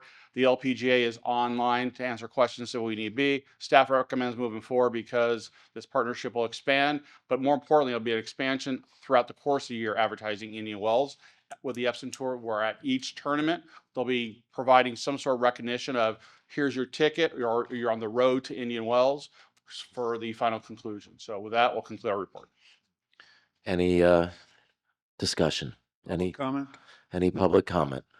Move approval. So for clarity, as it's not stated Wait, is there, here. let's get a second on the, Second the motion. all right, For discussion. clarity, as state, because it's not explicit here, that the request is for $154,000 a year, which is up from like 117 or something. It is. It's really going to be whatever the fee is for the rental portion of the golf course. That may fluctuate in 25 versus 26. Estimate is about 153,000 for 2025 right now. Up from I think that's what they spent around 117, like you said last year. right. So for clarity, what we're approving here today is an increase in funding Of about from 117,000 to 154,000. Actually, the C only did 100,000 last year. The approval will be about 150 or 153,000 for 25, and it'll probably a little bit higher for 2026. Okay, so what we're approving, just so we're all clear, is 150,000 expenditure, and with that, we're going to get more marketing throughout the year on the road to Indian Wells. Well, we get the money back because it's then they pay rent on the facility. Understood. Very good. So it's just a big circle. Any other comment? No comment. All right. All in favor? Aye. Aye. Any noes? No. All right, next item, I.7 Tennis Garden Sustainability Sponsorship Request. Anybody in the audience want to talk about that? Well, we don't have we need a staff report first from Kevin. Sorry. Honorable Mayor, members of the City Council, the Finance Committee has carefully reviewed the Tennis Gardens Sustainability Sponsorship request and, after thorough consideration, recommends that the City Council not proceed this year with the proposed sponsorship. At the Indian Wells Tennis Gardens, sustainability means reducing environmental impact through water conservation, energy efficiency, and promoting eco-friendly food options as well, and green transportation. During their discussions with the committee, the committee reaffirmed its longstanding positive relationship between the City of Indian Wells and the Indian Wells Tennis Gardens. And the committee also expressed a strong interest in supporting and exploring new opportunities to collaborate on future events and initiatives that would further strengthen the relationship and provide measurable financial benefits to the city, particularly those through increased revenue of tourism-related sources. This concludes my report, and the Finance Committee and I, of course, are available for any questions you may have. I move we deny the request. I second that. All right, discussion. Unlike the other organizations that have been requesting money from us, this is an organization that provides a significant percentage of our budget every year, correct? In reference to the amount of emissions tax that is Yes. collected, in excess of $5 million a In year. excess of $5 million. And the request is in dollar numbers. What is the request from the tennis garden? There's for this year, it's $500,000. All right. I would have an alternate motion that we put aside $500,000, explore further sponsorship of something that maybe isn't sustainability, but something that we can work with the tennis garden, and have staff work with the tennis garden to come back to us as soon as possible with some other suggestion of how we can help the tennis garden in success. Could I clarify your motion? Would this would be for next year, right? Because this year it's like a month away. Like a month away. So this would be for next year. This would be for next year. I'll second that motion. Okay. Yeah, All in favor? Or I- any more discussion? Yeah, I'm not in favor of the motion. How much did we pay for the rights to have, for example, Indian Wells put on the main court floor? Councilmember Sanders, that is a 10-year agreement, fixed at $2.5 million over that 10-year period, $250,000 annually. Okay, so we obviously get a return on investment because the advertising is worth its weight in gold. I don't think we ought to dangle another $500,000 in front of the tennis garden and make them give us an invitation or have them give us an invitation for spending that money. It was for 100,000. No, 500,000. 500,000. It was for 500,000. Put 100,000. 500. No, 500,000. 500. That's what you seconded. Yes. That's right. You want to remove your second? Yes. Any second? I could have sworn, can't wait to hear the tape. Look, I could if have sworn you said, let's put 100,000. so, if the tennis garden wants to come to us with some other proposal project, they're free to do that. All right. Let Mike? them do it. Okay, I've made a motion. Is there a second? Okay. So the motion that's pending is a motion to Deny. Deny. approve the tennis garden Deny. sustainability sponsorship denial by the finance committee. Is that correct? Yes, that's correct. All right. So it's been moved, it's been seconded, and now vote. All in favor, say aye. Aye. Hey, Opposed, no. next. What was the vote? 5 to no? I think 4 to 4 to 1. 4 to 1. All right. Let it item- be said, please, for the record, Huh? that we have enormous amount of respect for the BNP Paribas and the tennis garden. And we actually look forward to perhaps setting a meeting with management there to talk about other ways that we can encourage year-round participation in their facilities, maybe even with the thought of creating a tennis museum for the city and its members in the future. Right. Okay. Item I.8, Indian Wells support to those impacted by Los Angeles County wildfires. So I'm not exactly sure what we're talking about here. Mr. City Manager, could you fill us in? Yeah, just real quick, there was a request to have some brief discussion about what other avenues cities are doing in California or the nation with regards to assisting our neighbors in Los Angeles after the wildfires. The biggest thing is they really aren't in need of a whole lot of items because they have a website that's established. They're getting an avalanche of items. Our suggestion would be from staff is if we as a community want to give, perhaps do that through our community activities committee. Once we identify what the needs are, and it can be some sort of a drive of some sort, we'll have our emergency preparedness coordinator coordinate with that with LA. But until we know what is needed, we would just recommend receive and file at this point. I so move. For the receive and file, there's a motion. A second? Second. All in favor? Aye. Aye. Okay, passes 5-0. All right, council member reports and comments. Let's get started here with Council Member Sanders. In the interest of brevity, I will say nothing. What? Okay, Council Member Penna. I'm gonna be really brief. I have nothing on Coachella Valley Mountain Conservancy.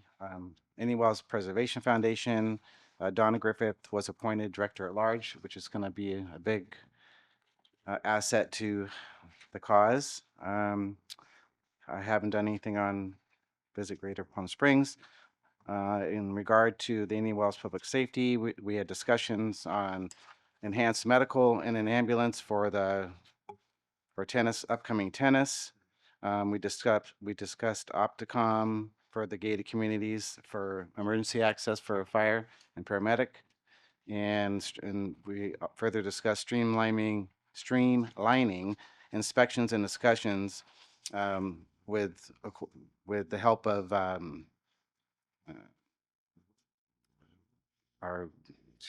in the last here. I need food. With the help of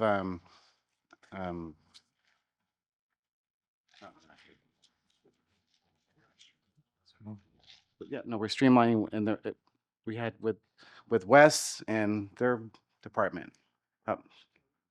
Yes, we're looking through Code code enforcement. enforcement. Code enforcement. Yeah. Yeah, thank you, thank you. You're good.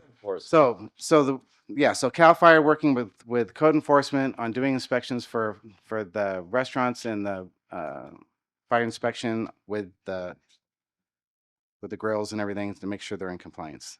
And that's all I have. Yeah. Thank you. Actually, Sorry to leave you hanging. Yeah, I was. Yeah. if I may, Sacramento. yeah, we need to make sure that each council member that's attended a conference in the month of January to please report that out as well. Yeah. Do you want to say anything Yeah, go about? ahead, report. Do you want to report on the mayor's? This is your Oh, it's time. mine. Okay. We did attend the Mayors and Council Members Academy. It was amazing. A great portion of it applies to us here as a city.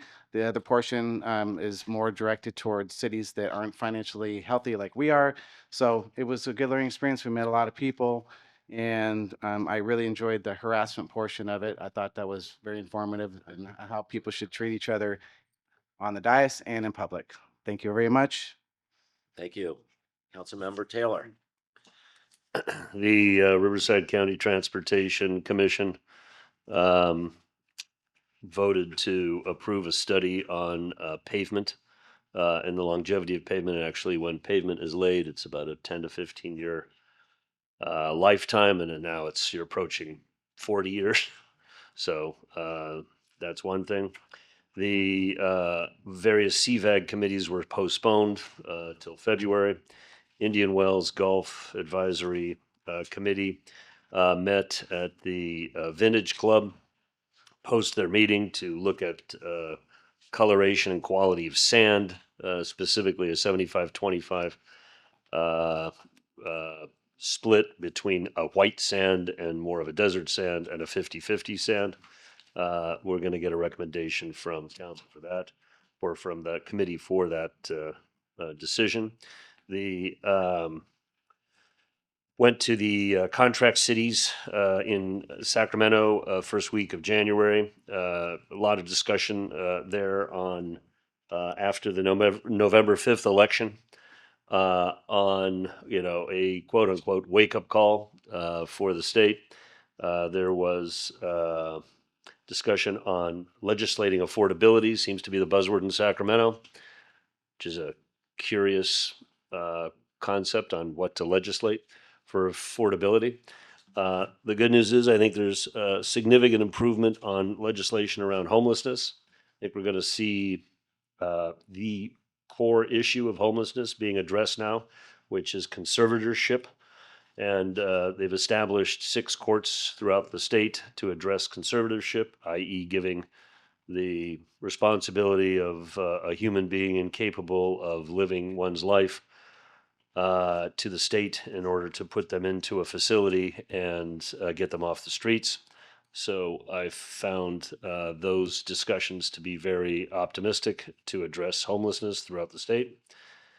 There was, as a side note, concurrently to our trip there, the California Fire Cal Fires met.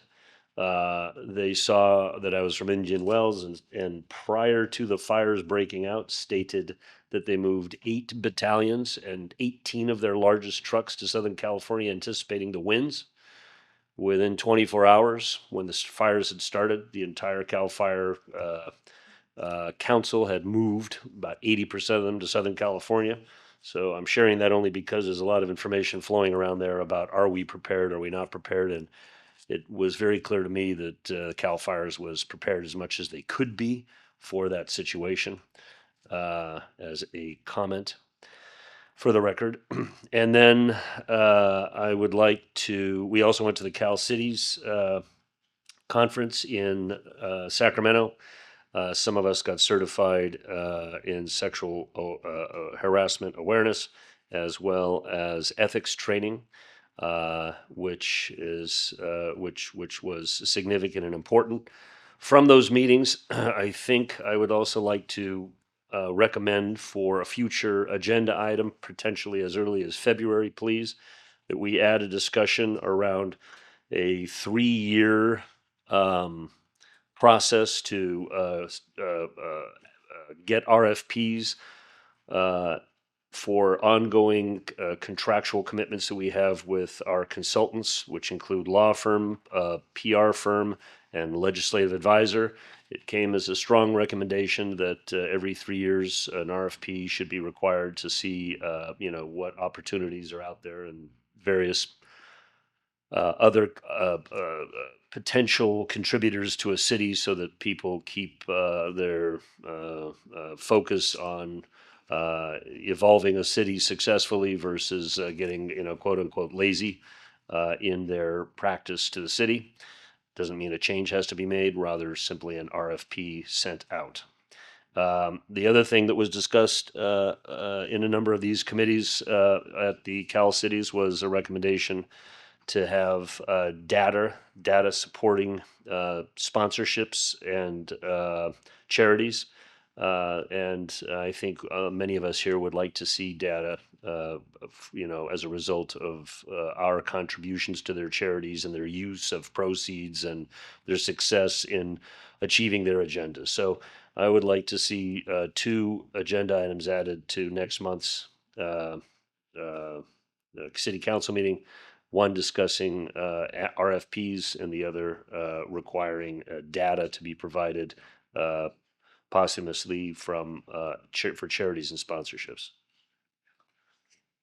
Okay.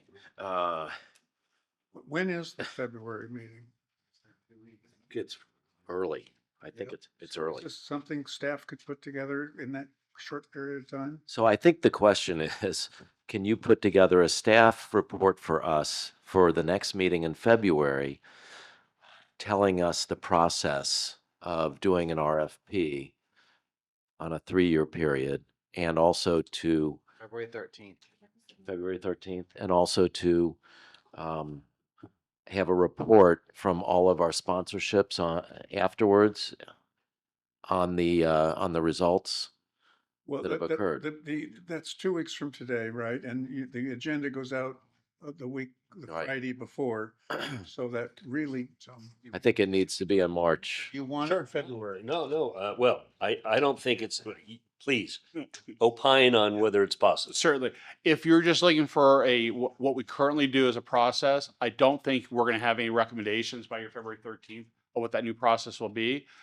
Based that these are financial policies, one of the recommendations would be forwarded to the finance committee for them to review and develop a policy to come back to the council as a whole on both issues. I think that's a good idea.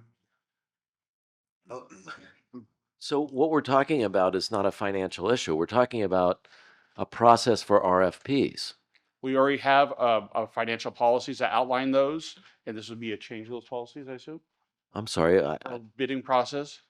Well, No, I'm not aware of any policy. it's, first of all, it's the Finance and Legal Committee. So if there's going to be an RFP for legal services, it should go to the Finance and Legal Committee. Perhaps maybe I'm not being clear, but I guess what I'm looking for is city council thoughts and potentially policy on instructing all of these committees that would be involved in securing long-term agreements with consultants for the city to include in those long-term agreements a 3-year RFP. That's it. Okay. And if I can clarify, it is within the city's fiscal policy procedures. We do have a manual that outlines the current process, and that would be something we present to you, and you can provide direction where you want that to go next. Staff's recommendation would be discussed perhaps the finance committee. That's for the council ultimately to decide. Okay, well, just for a second so I understand. So what you're asking for is for every contractor to be reviewed with an RFP every 3 years. Correct. As a recommendation by the California cities for all cities throughout the state. So I don't know that that would be a finance committee I issue. don't think it is, but Well, it certainly would if it's the Finance and Legal Committee. That's the title of the committee. Either. It's just saying. It is if it's a it is if contractual you're issue. considered if okay. Whatever. And the reason I don't want to send it, or that I don't think it should go to finance, is just delays it, and it's just going to be the same report to finance that it's going to be to the council. you know, I don't see any reason to delay it that one extra step. Right, it's gonna be quite complex, because if we're saying every single contractor, I want to take a step back. We have contractors that could be bidding a service that's $1,000. We could have a contract bidding millions of dollars. The question is, what is the threshold for RFPs? RFPs is a very comprehensive, long process that takes months to complete versus just going out to competitive bidding. And I think we need to educate the council before we make those decisions. I'm not arguing against the idea. And in many respects, it's a good idea. But I'm a believer in process. We have committees for a reason. And so I'm suggesting that rather than rush headlong into this, we have some deliberation in terms of the process that we have normally used for deliberation. And all I'm Dr. Taylor? suggesting is we make it an agenda item for our discussion next time so that we can have a public discussion on the best practices, the result of which could be sending it back to committees. I'm not asking for a vote on policy change in this moment in time, Well, unless we're having it now. And we're going to send it back to the committees. That's No, another we're not having it now. It's Okay. not on the agenda. So as I understand it now, the suggestion is that we just put it on the agenda for the March meeting to discuss whether we want to send a proposal to have a 3-year RFP for our contractors to a committee for review. Is that? And let me say that it's not all contractors. It would be the significant long-term advisors to the city, which include, I believe, auditors, law, public relations, and legislative consulting. And if I'm missing one, Chris, please share with me what I'm missing. We can give you some guidance in that report. Right.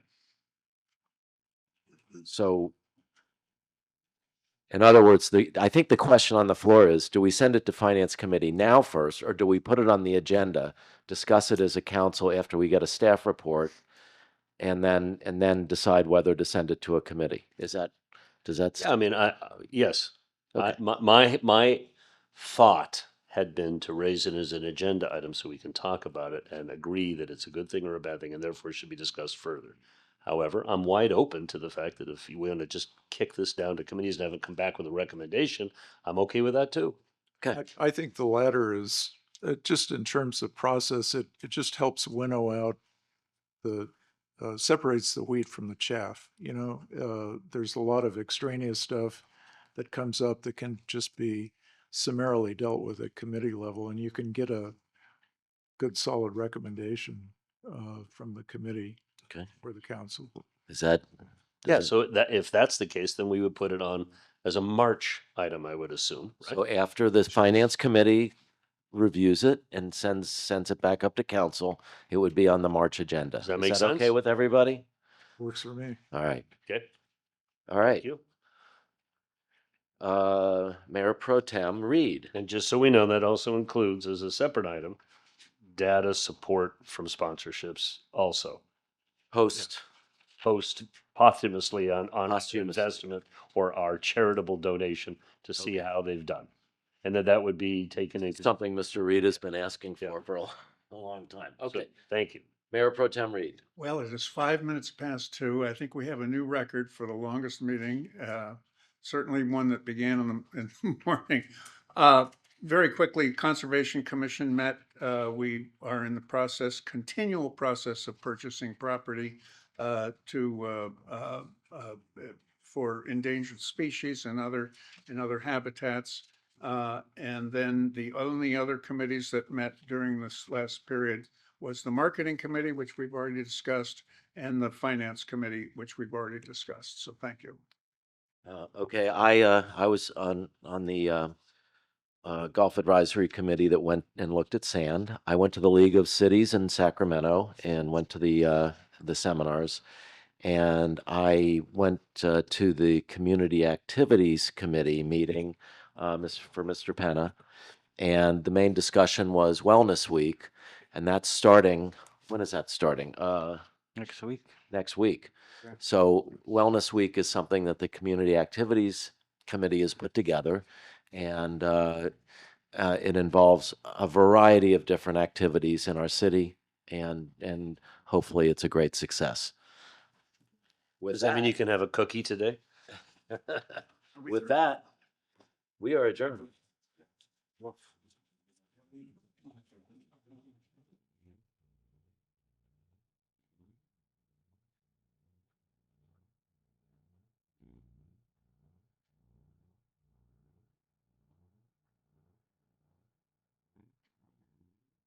Hang around. Our city attorney will be giving a report of the closed session when we're completed.